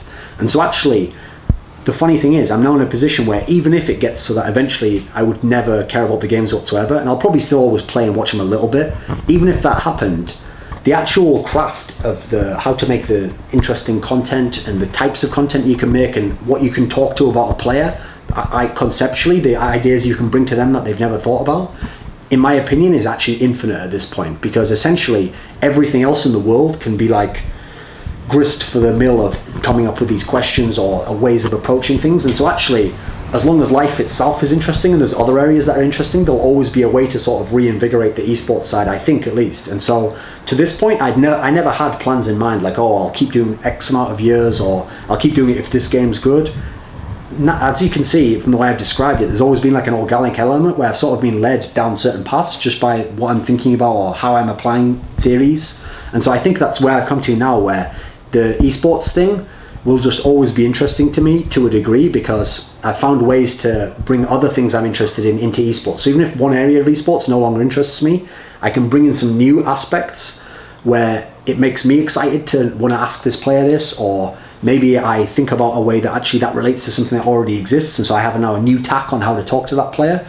And so not only do I think in an interview, it's actually, there's almost an infinite amount of things you can ask as opposed to what a lot of people will think. So a lot of people will see my grilled and they'll think, okay, well, you did your Hotshot GG grilled, you've done one with like Dyrus or something, you run out of names now, like what are you going to do once you run out of them all? Like, I'm actually pretty convinced, just based on what I've done so far and thinking about it, that as long as I did my research the right way and had already thought about some really good topics, you could actually interview almost every player an infinite amount of times and it would still could be interesting every time. And so that's kind of why it's kind of like, as opposed to thinking like, why wouldn't I be interested in esports? It's like, there is no reason that I wouldn't at this point, because of the method I think I've arrived at.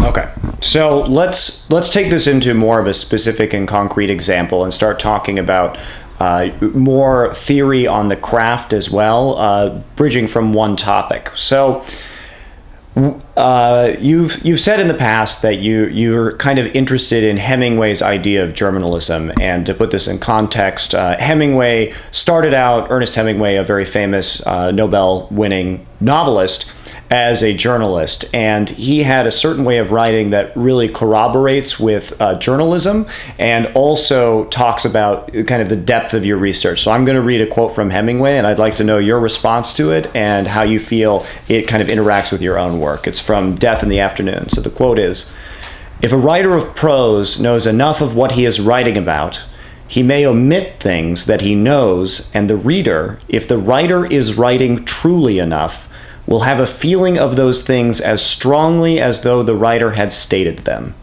The dignity of movement of an iceberg is due to only 1/8 of it being above water. A writer who omits things because he does not know them only makes hollow places in his writing." Yeah, so this is actually something that amongst people who are kind of like very interested in, like aficionados of journalism as a concept, is called the iceberg theory. And the way I see it connecting, because I think there's a lot of merit to it actually, like my interpretation is probably a bit off from what Hemingway meant, but I kind of bring it into my own philosophy. And so I think of it like this: when you're doing research, so when I got heavily into research, the problem I then ran into doing research was basically the way you do the research is, okay, initially you're looking for things that are interesting because maybe you're going to write an article or you're going to do an interview. And the problem is, as you zoom in on something you think is interesting, then you'll find something that's sort of interesting connected to it. And so you zoom in again. And then as you're finding about that, there'll be more facts that seem well, that's sort of connected. Maybe I'll just follow that little extra branch, just see where it goes. Then you'll find something extra. But the problem is, when you then write the article with all this research, you're going to still be keyed in as though you were at the maximum zoom. And the problem is, if you put all that information in your article, because you've done all this hard work, why shouldn't you be rewarded and show people, I've done all this work, and here's a little interesting thing you probably didn't know, so you get to seem like you're not very knowledgeable. Maybe you even find a fact no one knew and it wasn't even on a website, you've kind of found it by some other method.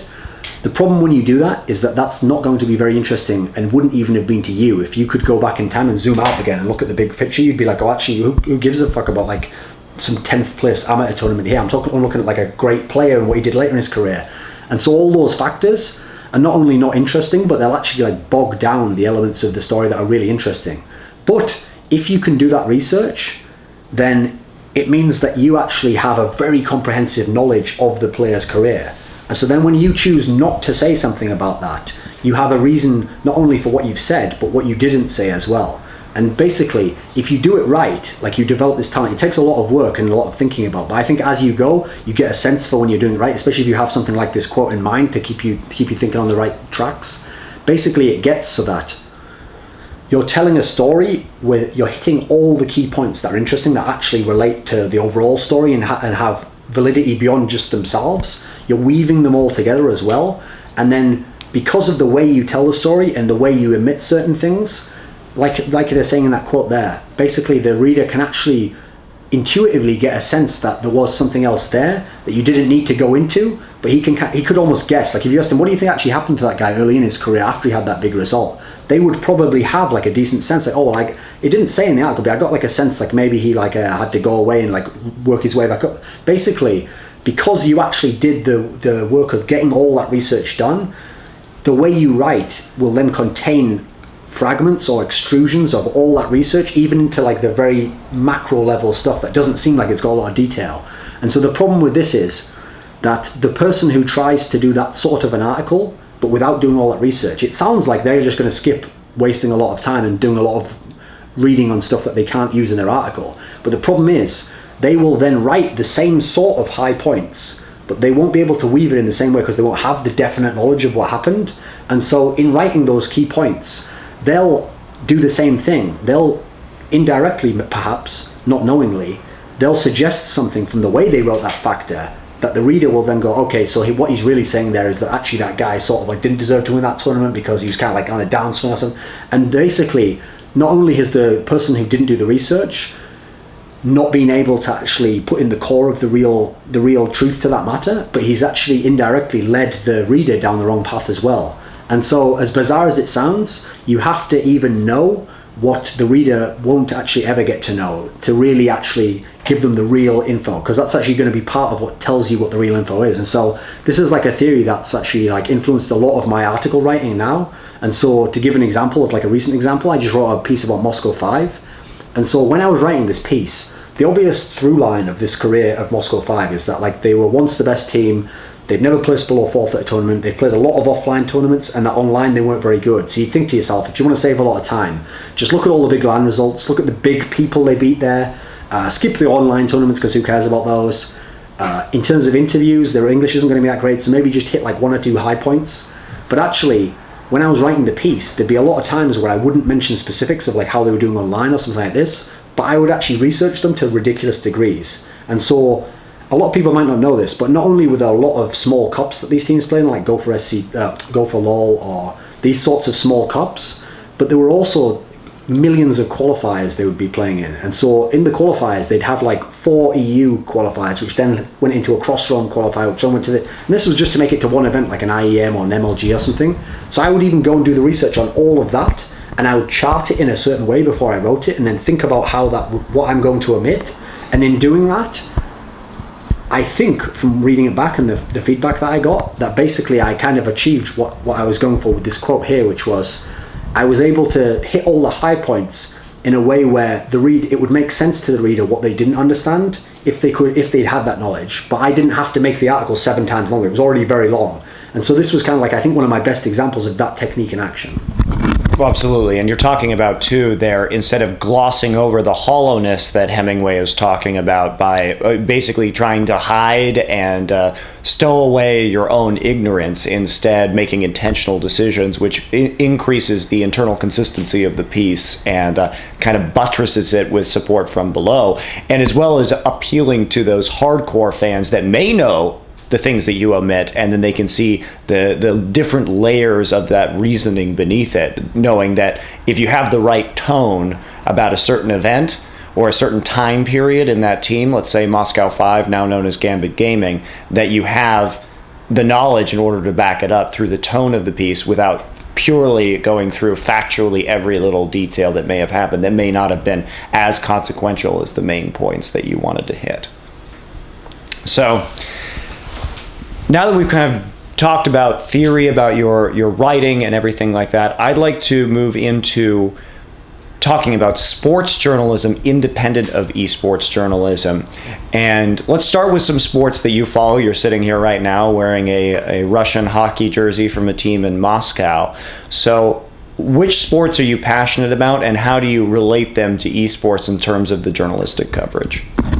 The main sports I like to watch just for my own pleasure, probably basketball, so the NBA, hockey, so mainly the NHL, and beyond that, the main sports I then watch are very, very niche ones. Like I actually watch snooker, professional snooker, which is, some people will think is a very boring sport, and I also like to watch MMA as well, mixed martial arts. And so the funny thing is, I'm at a point now in my life where I relate to all sports in the same way as I relate to all esports, and it comes from a similar place. These sports I got into at a later date, a bit like I got into Brood War.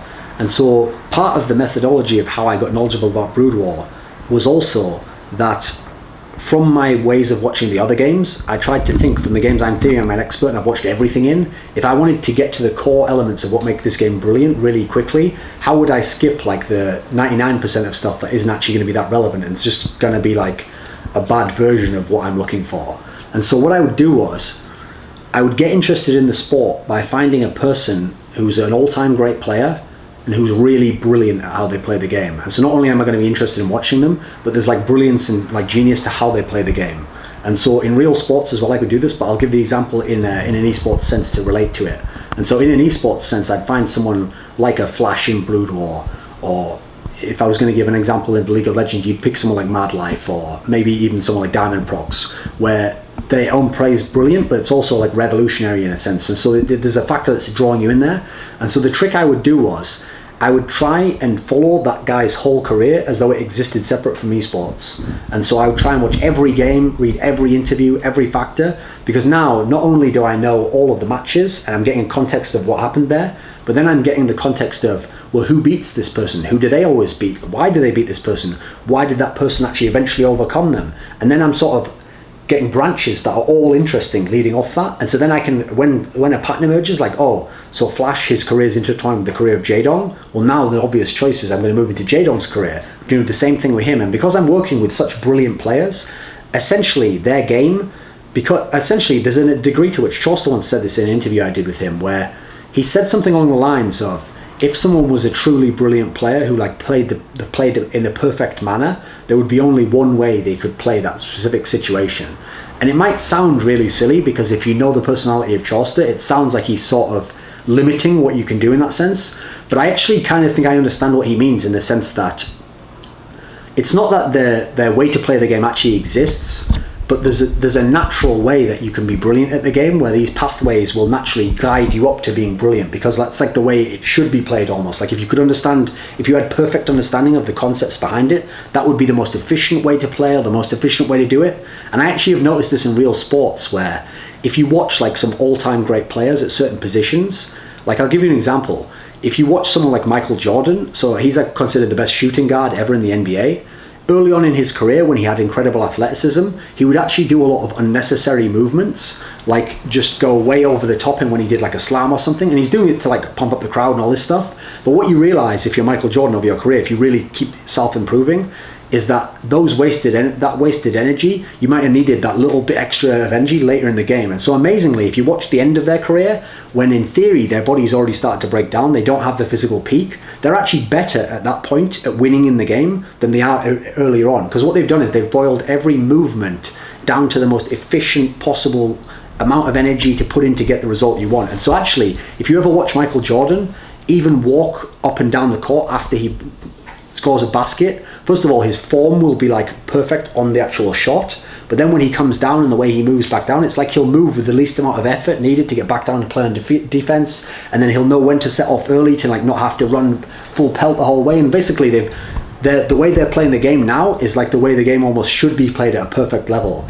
And so each of these players in esports and in real sports are doing this to the extent that if you can follow their career and understand the context, you will then understand the context and careers of 10 other players who you can then get into, who will basically be sort of worse versions of that player, or they'll do it in a way that's good but not quite as effective, you know.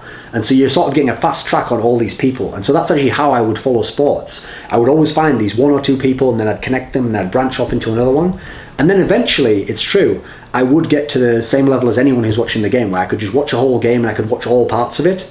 But then actually, at that point, I think I would even be understanding the basic levels of even the bad players more, because now I would really only be watching them to fill in some extra info of like context on why the really, really great player is really great by seeing like the worst player try to do those things, or seeing why he can't contribute to the game in the same way. And so I actually think this starting point that I had was almost the most efficient way to get into these sports. And so if we talk about the journalism of those sports, the problem actually with the journalism in a lot of those sports, I used to think that esports was really lacking in how journalism was done in it. And then I realized that if you actually are very strict and you don't just cherry pick the best examples, esports is proportionately almost the same as real sports in how bad it is in terms of really awesome content. Like you get like a really cool book written every few years by a journalist who's a beat writer and he puts all the great stories in, or you get like a very excellent, very articulate in terms of description, a piece about how the game is played and something pure about it. But these things aren't every day. Like they aren't like you'd really imagine they would be, like one every week about something cool. These are still like once every now and then. And so there's even an area where I think that this applies to my previous theory before about knowing the scene, because beyond knowing the sport itself at a deep level, some of the best pieces in sports journalism ever actually weren't written by people who were sports journalists for that sport. And so a really famous example actually would be Hunter S. Thompson, wrote some things about like American football, etc., where basically he'd been like a lifelong fan, but then also his talent in writing, his specific, very precise style, like I was talking about before, is so deep that he's the only person who could write that style of article. No one else could have copied it and written his style. And so his has such a validity to it because it's so pure and so honest in terms of how he's writing it. And there was actually a piece not so long ago that really inspired me. It was a piece written by a guy called David Foster Wallace, and he wrote it about Roger Federer. And the funny thing is, when you come to read this piece, when you're starting it, you're like, well, does David Foster Wallace even follow tennis? Like apparently when he was a youth, he played it on like a low pro level in his region or whatever, but he was never a pro player or anything.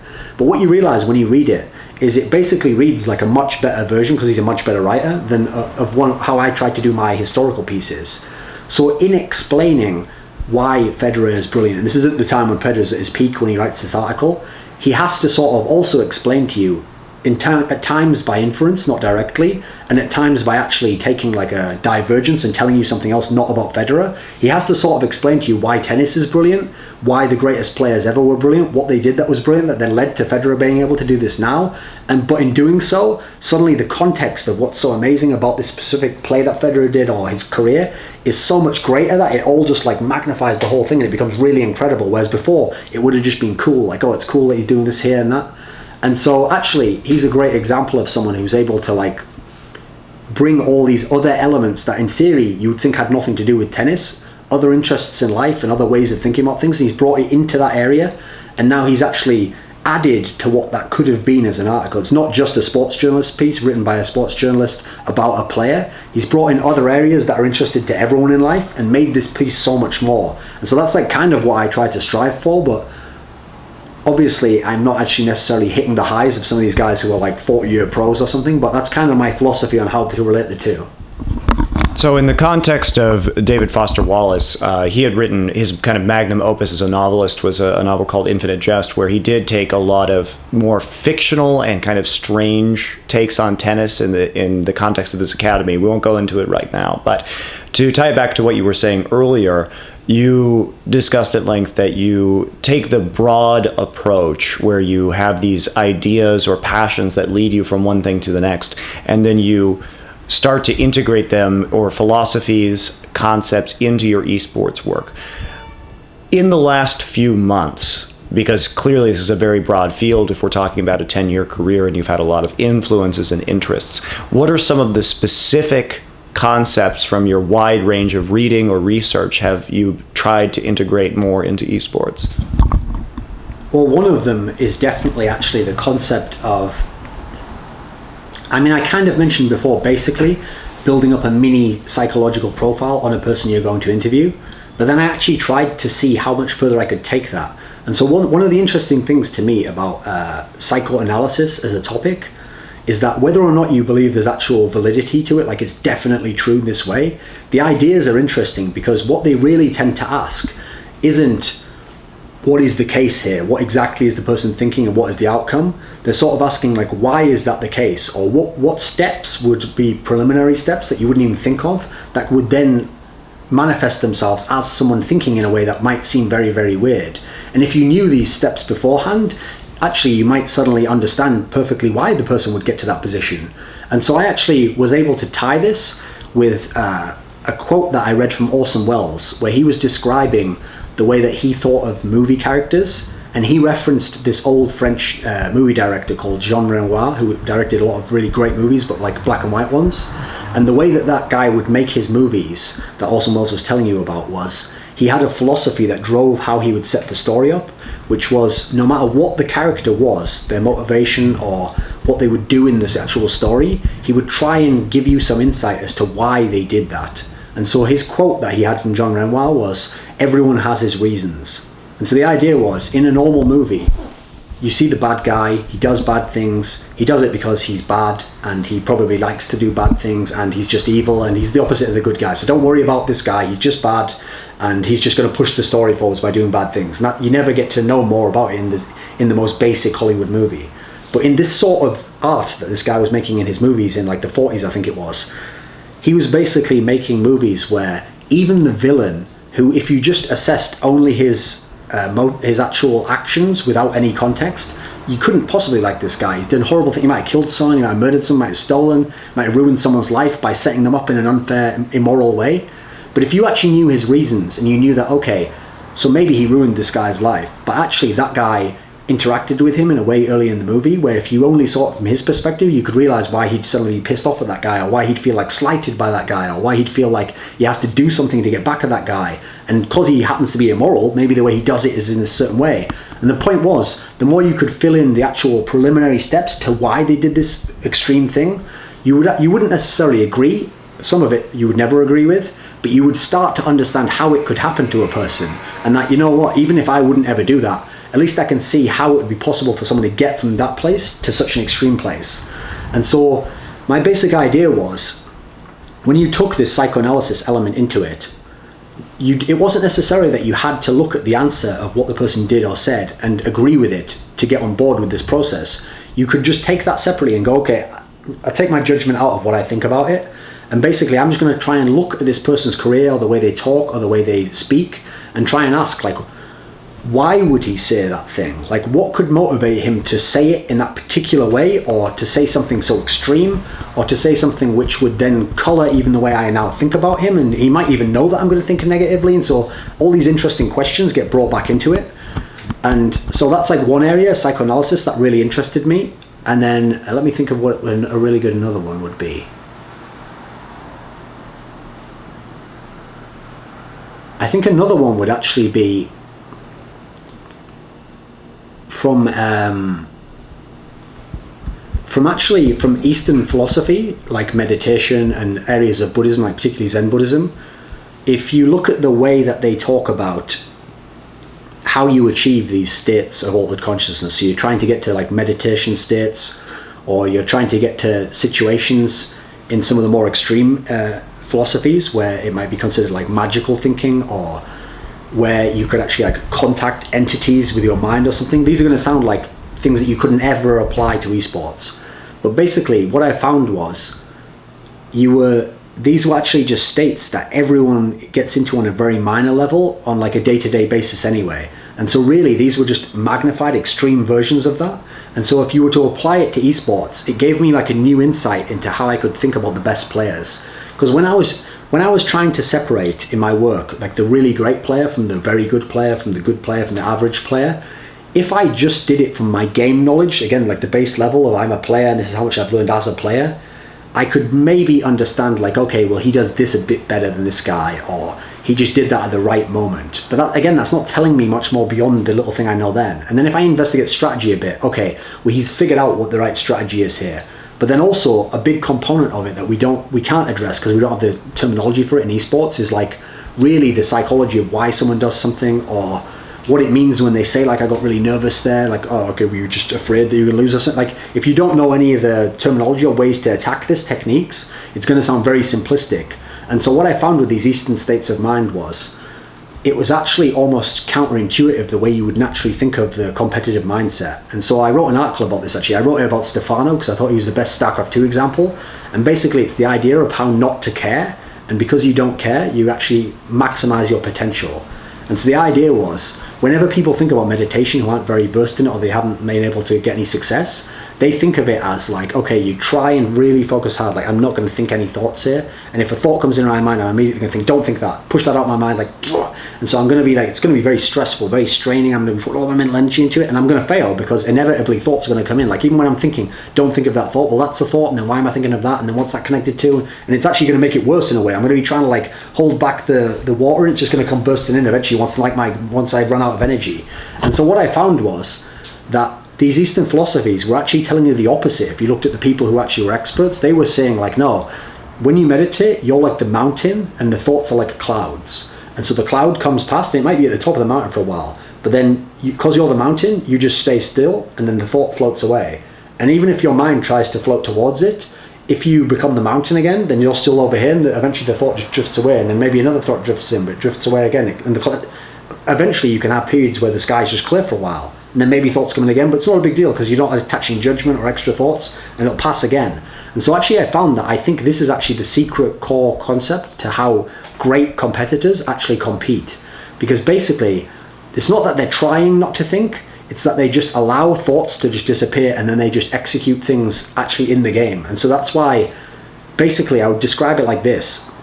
If you ever have seen someone in a basketball hit the game-winning shot at the buzzer, these are hit very, very rarely. Like, even great players are lucky to hit more than one in a season, even though they play 80 games. And so they might get like 30 chances to hit one of these shots, and even the best players of all time are hitting like 1 out of 30 or 2 out of 15 or something ridiculous, a really, really low percentage. And yet, these are the best people in the entire world at hitting simple basketball shots. So the percentage should be really high, and it should be high even for bad players, because even their percentage on these shots normally is way higher than what they'd hit in the clutch situation. And so what you found was, when you watched the guy hit the shot, again, from your own preconceptions, you'd look at his face, which is all like racked in agony, and you'd think, oh, he's just thinking only, I've got to make this shot, he's putting everything into it. And actually, if you ever read interviews or in-depth discussion with these people, they would say, no, what I do is I try to make it so it's not the game-winning shot in my mind. And so what I do is when I go into the gym each day and I shoot 100 shots from this one position here, this is my go-to shot, I'm like the best at this shot, my body is so trained mechanically to know that this is my shot that my body can make the shot with an incredibly high percentage. And so in the actual game, what I try to do is just not think about anything, because my body knows how to make the shot. The only thing that can stop me making the shot is my mind. And my mind can completely derail the whole thing, because I can think about what the shot means, and then I can think about, I've got to make this one, it's really, and then so I'm going to tighten up, or I'm going to get a hitch in my form. So instead, I'm just going to try and make it like, this is just another shot. I've shot 1,000 of these today, here's my 1,001st, and I make it, okay. And that's how the best players would actually think. And so basically, they were divorcing almost their conscious mind from it. And so the reason why this was really fascinating to me coming to esports is that I think by looking into this area in a totally abstract area, it gave me a much better way to actually discuss things with the people who I found were really brilliant in esports. So someone like a Stefano, or let me think, like someone like Diamond Prox even. Like if you try and approach these players in the old-fashioned way of thinking that they're just geniuses beyond everyone else and they can just do things that no one else can do, then actually that's like a really almost a dismissive way of approaching them, where you're never going to get close to anything interesting. And because you're not even thinking on similar wavelengths as them, it's going to be very hard to know what they could know, like what's even possible for them to answer here, or what areas could be interesting to go into. And so basically I think by looking in this area here and finding valid strategies, I was able to sort of get an insight, without ever being a great player myself in any game, into how the great players were thinking. And then also I can then relate that to the players who aren't quite great, because I can see where they're missing some of this mindset, and I can find ways to interview them to see like how they struggle to try and get towards that, or whether they've even thought about it. And so these are topics which should be really abstract, but actually, again, if you're thinking about the two things, they can immediately become intertwined, I think. So when we're talking about aspiring esports journalists, obviously many people look at the quality of the content that you produce and the depth and how intricate it is, and consider you one of the best esports journalists in the scene. So what we've talked about in this interview, in terms of the last question, talking about these other interests that you have, and kind of comparing Eastern philosophy of enlightenment or meditation to these heightened game states, and then drawing parallels between that, or seeing these parallels and then having them influence your work or your writing in some way. And indeed, the other authors that we've talked about, Hemingway started as a journalist, moved into novels. David Foster Wallace, a very famous novelist, and so we're talking, of course, Hunter S. Thompson as well. So we're talking about very famous people who developed a lens through which to view the world, we'll say, through their various interests and experience, and then use that lens on a specific topic that, while we could get into a debate about how all journalism is viewing things through a lens, that's not typically what we would think of as the goal of journalism, which is to strive for some level of authenticity. Now, we could also debate what authenticity is in this situation, because it's all being filtered through some sort of individual perception as it is.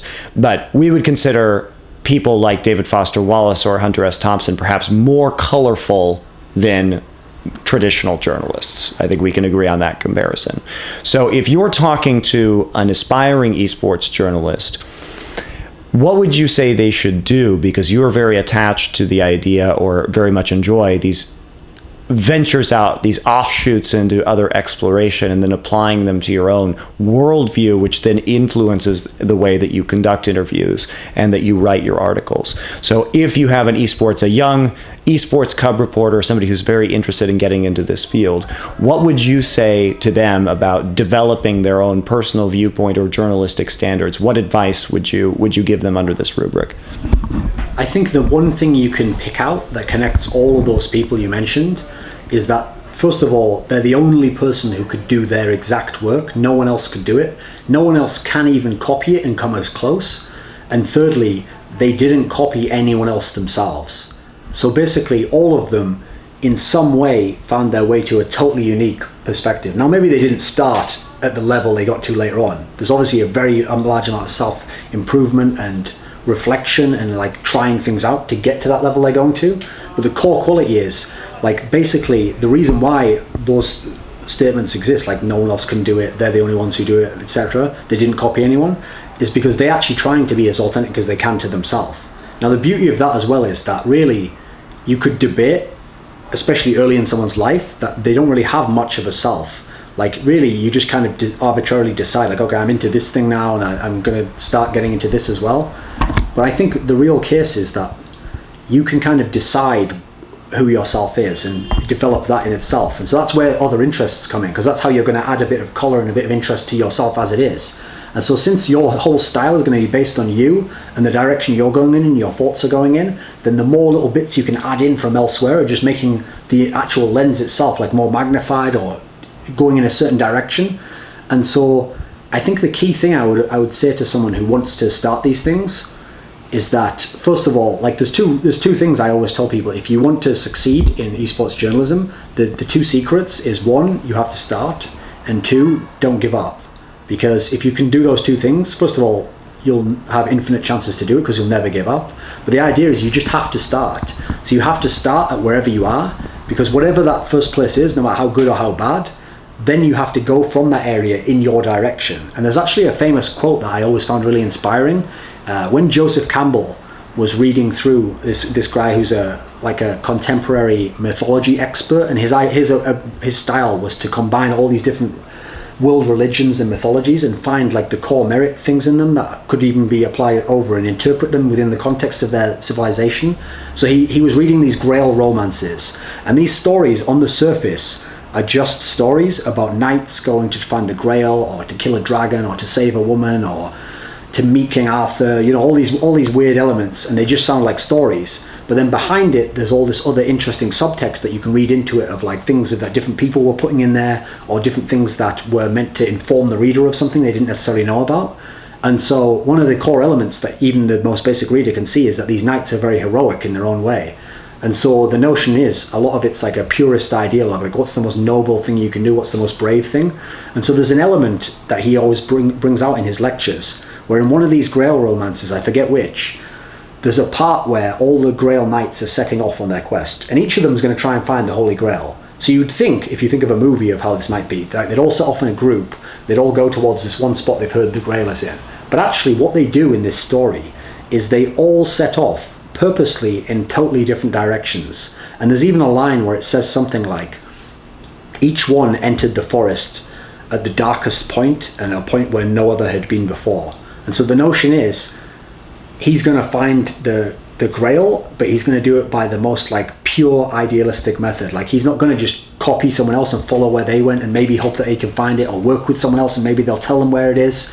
He's going to actually put himself on a path where it's like, I'm the only one who can find this, but I'm going to like dedicate myself to do anything it takes to find it. I'm going to go my direction and then try and get to where this thing could be, And so I think in terms of work, that's like one of the key concepts, because if you try to copy someone else, then you're going to have all these big problems that I actually see a lot of journalists run into, and things that I've tangentially had problems with myself, which is that very early on in your career, you might think things like, okay, you might not admit it, but you might be jealous of someone else where they've had better success, or maybe they're in a position you feel you should be in. And so these things, these bad, I wouldn't say bad, was it just negative emotions, in the sense that they're going to just hold you back in a sense. they're not going to help you in any sense. Like, I can't think of any way they would actually be good for you. And so if you can free yourself of them, the best way to think from my perspective is only think of your own potential right now. So you know where you are right now. What are you actually capable of beyond what you're doing right now? And rather than sitting around and thinking, well, if I had that guy's job, what I would do is do this differently and then I'd be really successful and people would see how good I am. Just start doing that thing now in some way. Because even if it's in the most minor way possible, if there really is a truth to your method, there's a validity and actually the technique works, then even at a low level, it's going to catch someone else's eye, or it's going to prove itself, and you're going to be able to advance a little bit more forwards. And so by doing this at every single stage, you're not only forcing yourself to the maximum of your capabilities at that level, which is going to expand your boundaries, but you're also kind of like doing the work that only you really truly could do, because this is how you think it should be done. And also remember, you're thinking that this other person doesn't do it that way. So if you can really do it this way, you're going to be pushing through. And it's true, you might be as part of the forest where it's all thick and woody and there's no way through, and you're having to chop your way through, whereas the other guy, maybe he just copied someone else's famous, he's waltzing up here. But the difference is he can only go as far as that other person's led him now, and he doesn't have the skills then when he gets to the woody area to actually chop through. Whereas even at the beginning, you've started out the hardest possible route, and so you're going to gain confidence that actually I can get through this and I can go in my own direction, it's going to go this way. And in theory, there's no limit to how far you can go with that. And so in my opinion, the most interesting person to read, I mean, it's going to sound like I told you, I just said interesting, but the most exciting person to read is the person who just has an interesting opinion. It doesn't matter if it's the right opinion, doesn't matter if you agree with that opinion, doesn't matter if when you test it in the world that opinion even is correct, like on an actual fundamental level. Like maybe they think of a scientific theory that is proven wrong. As long as the idea is interesting, then it has some validity to it, like intellectually, or it's going to be interesting to like see, oh, how did he come up with that, or what is it about that interests me. And so this is the idea that in the area that you're going to go, because you're going to pursue your interests so narrowly and you're going to go so deep into those areas and you're going to bring in other stuff constantly from elsewhere, like I'm interested in this over here, so here's how I'm going to connect it to this area here. It means that you're going to constantly be making your work more and more interesting to someone who's like you.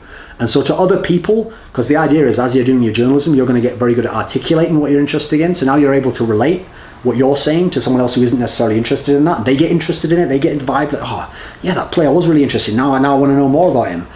They're going to get so interested in your method that since you have the most interesting version of that method, because you're the only one who's gone that extreme route, you're now not only like worth following and people will read your stuff and they will be interested in consuming it, you're the only person who can deliver that. And so that will actually also in a way make you indispensable, because if someone wants that point of view, you're the only one who can give it to them. So I actually think it's the hardest route to go, but it will also be the most satisfying and could also be the most successful if you do it right.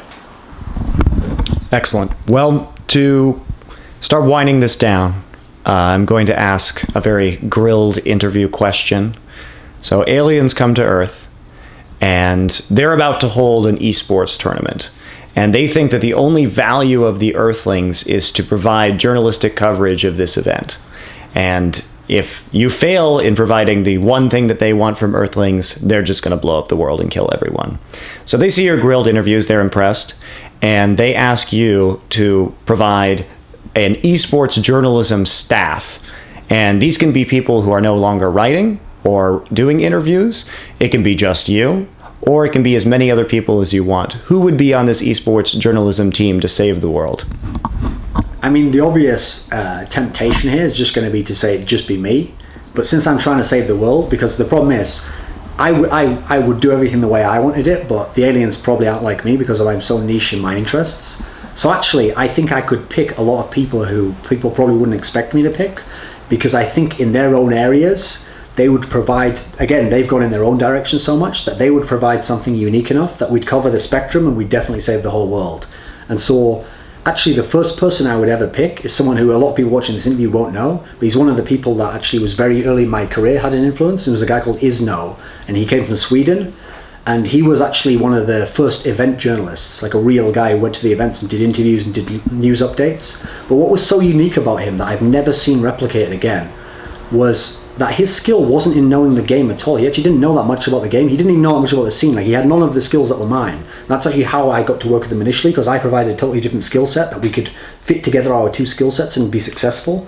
And basically his skill set was he's the best person I've ever seen in esports, like getting a pro player to relate to him just as another person, valid, not from being a player or being an expert, and in doing so, like, not convince them, but make them want to do an interview with him or want to participate in his coverage and make it seem like it's worthwhile for the scene. And if they do this, it's going to be good. And so as a result, he could get players who are like the legendary star player who never does an interview with anyone. They'd do one with him, or he'd get the player who would like to just fob you off and say, oh, someone else on my team will do it. Ask him, he always does them. He'd managed to get that player, no, I still want it to be you, and here's the reason why. And so his skills to talk people into doing the interviews were so amazing that like I'd have to have him on this team, because that means no matter who's at the event, we can get the big names and there'll be no problems in that sense. Someone else I would definitely have is actually Slasher.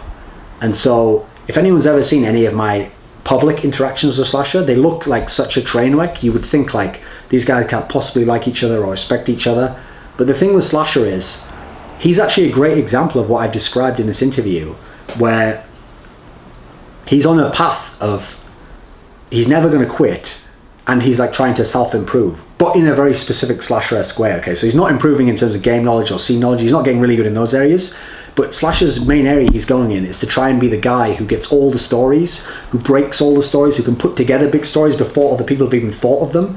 And so if you ever wanted to have a real event and there was potentially going to be anything behind the scenes or leading up to it, or maybe even at the event something amazing happens, he's like the guy who would be able to be dogged enough to hunt it down. Because even if you look at him and you say like, oh, I don't think he's that great a writer, or maybe I don't think he's that great an interviewer, there's no one else who's actually putting in the dedication to trying to find the story and doing the legwork. And even in areas where maybe he doesn't have the best techniques for doing it, he's actually learned over time how to get these techniques to do it. So even if someone else tried to do the same amount of legwork, they wouldn't necessarily be able to get to the same player or get to the same piece of information or convince someone to tell them the tidbit.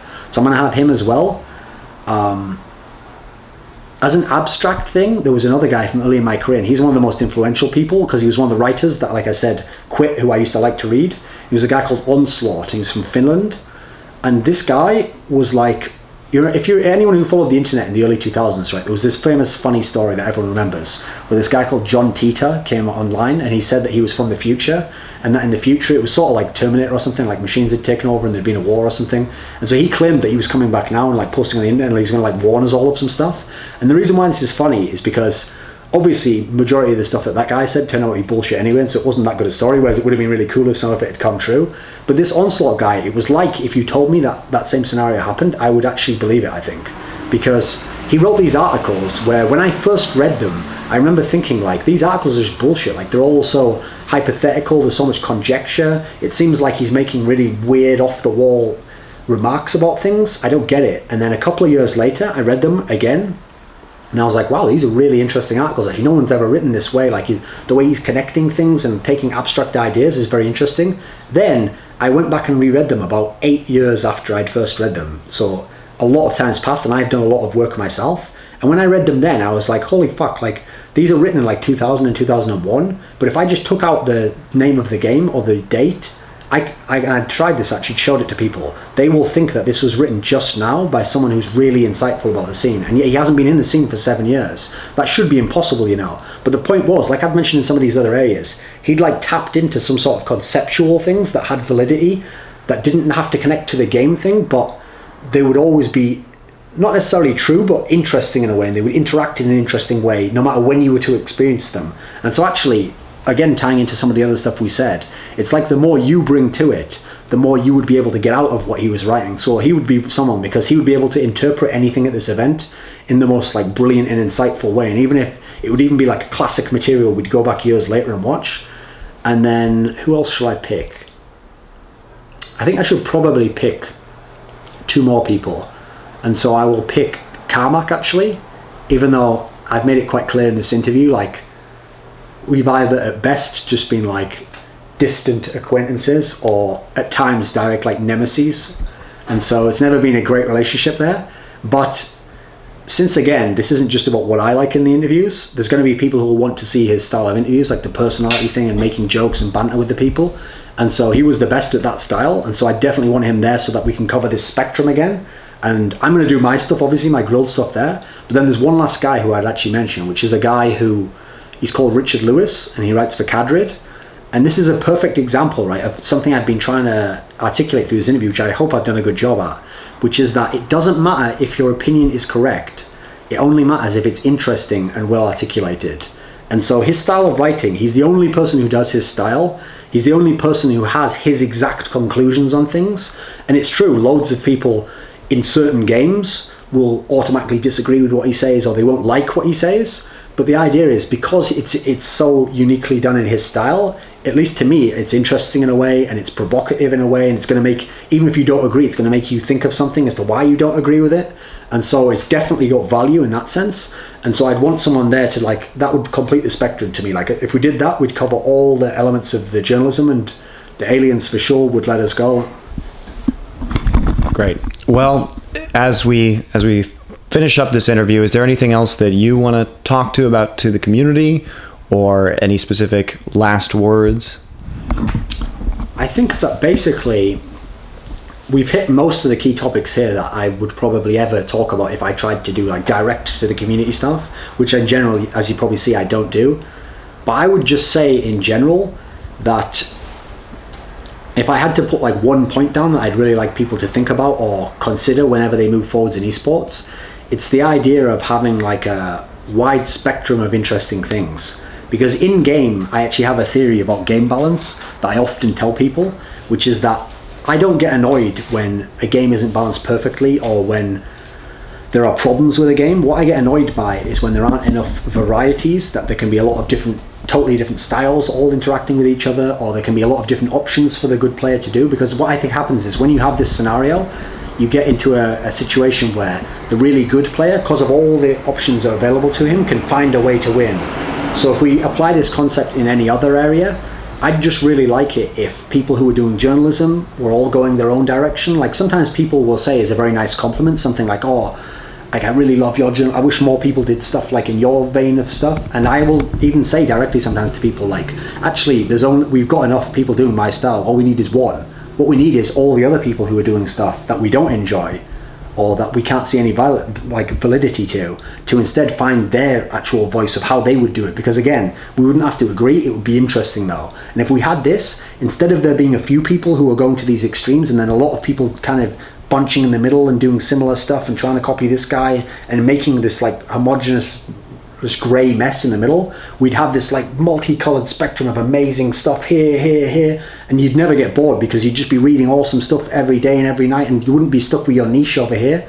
And so for me at least, I'd love to read more articles like that. Like I love it when I every now and then do see something. Like I'll actually give one shout out that I didn't mention in my aliens thing because I wouldn't put him in an event, but there was a guy called Ver who wrote this article, Savior, God of the Battlefield, Part 1, and being as I don't know enough about actual nuts and bolts mechanics of Brood War, I could never write this piece. So to me, it's awesome that I can read the piece because I could never come to those conclusions myself. Secondly, he'd actually done sort of a historical context piece, which are so rare, but I love him, and that's why I always try to do that style. And so his piece was so awesome that when I read it, for one of the few times in the last, say, 10 or so years, I could actually read this piece and completely disconnect the part of my mind where I'm disassembling someone else's work. And so sometimes when I'm reading a piece, even if there's some parts that are good to it, I'm thinking like, yeah, I didn't quite do it the way I thought it should have been done there, or a silly mistake to put this there, or it's a bit cliched, or I think that conclusion is just wrong. This was so well done in his own unique way that I could just enjoy it as though I was just a fan who knew nothing about the techniques of journalism. And then when you actually get to experience that, that's like a really cool feeling. That's why a lot of us do this in the first place, or what keeps us wanting to do it. And so the more people who do that, I think will all like inspire or provide entertainment for each other, and then it'll just make the whole scene even better. So it's not even that we need something magical to appear overnight. If everyone just goes in their own direction, I think like the whole scene will definitely benefit. Well, thank you very much. This has been another episode of Grilled with Thorin Duncan Shields, the editor-in-chief of Acer Esports.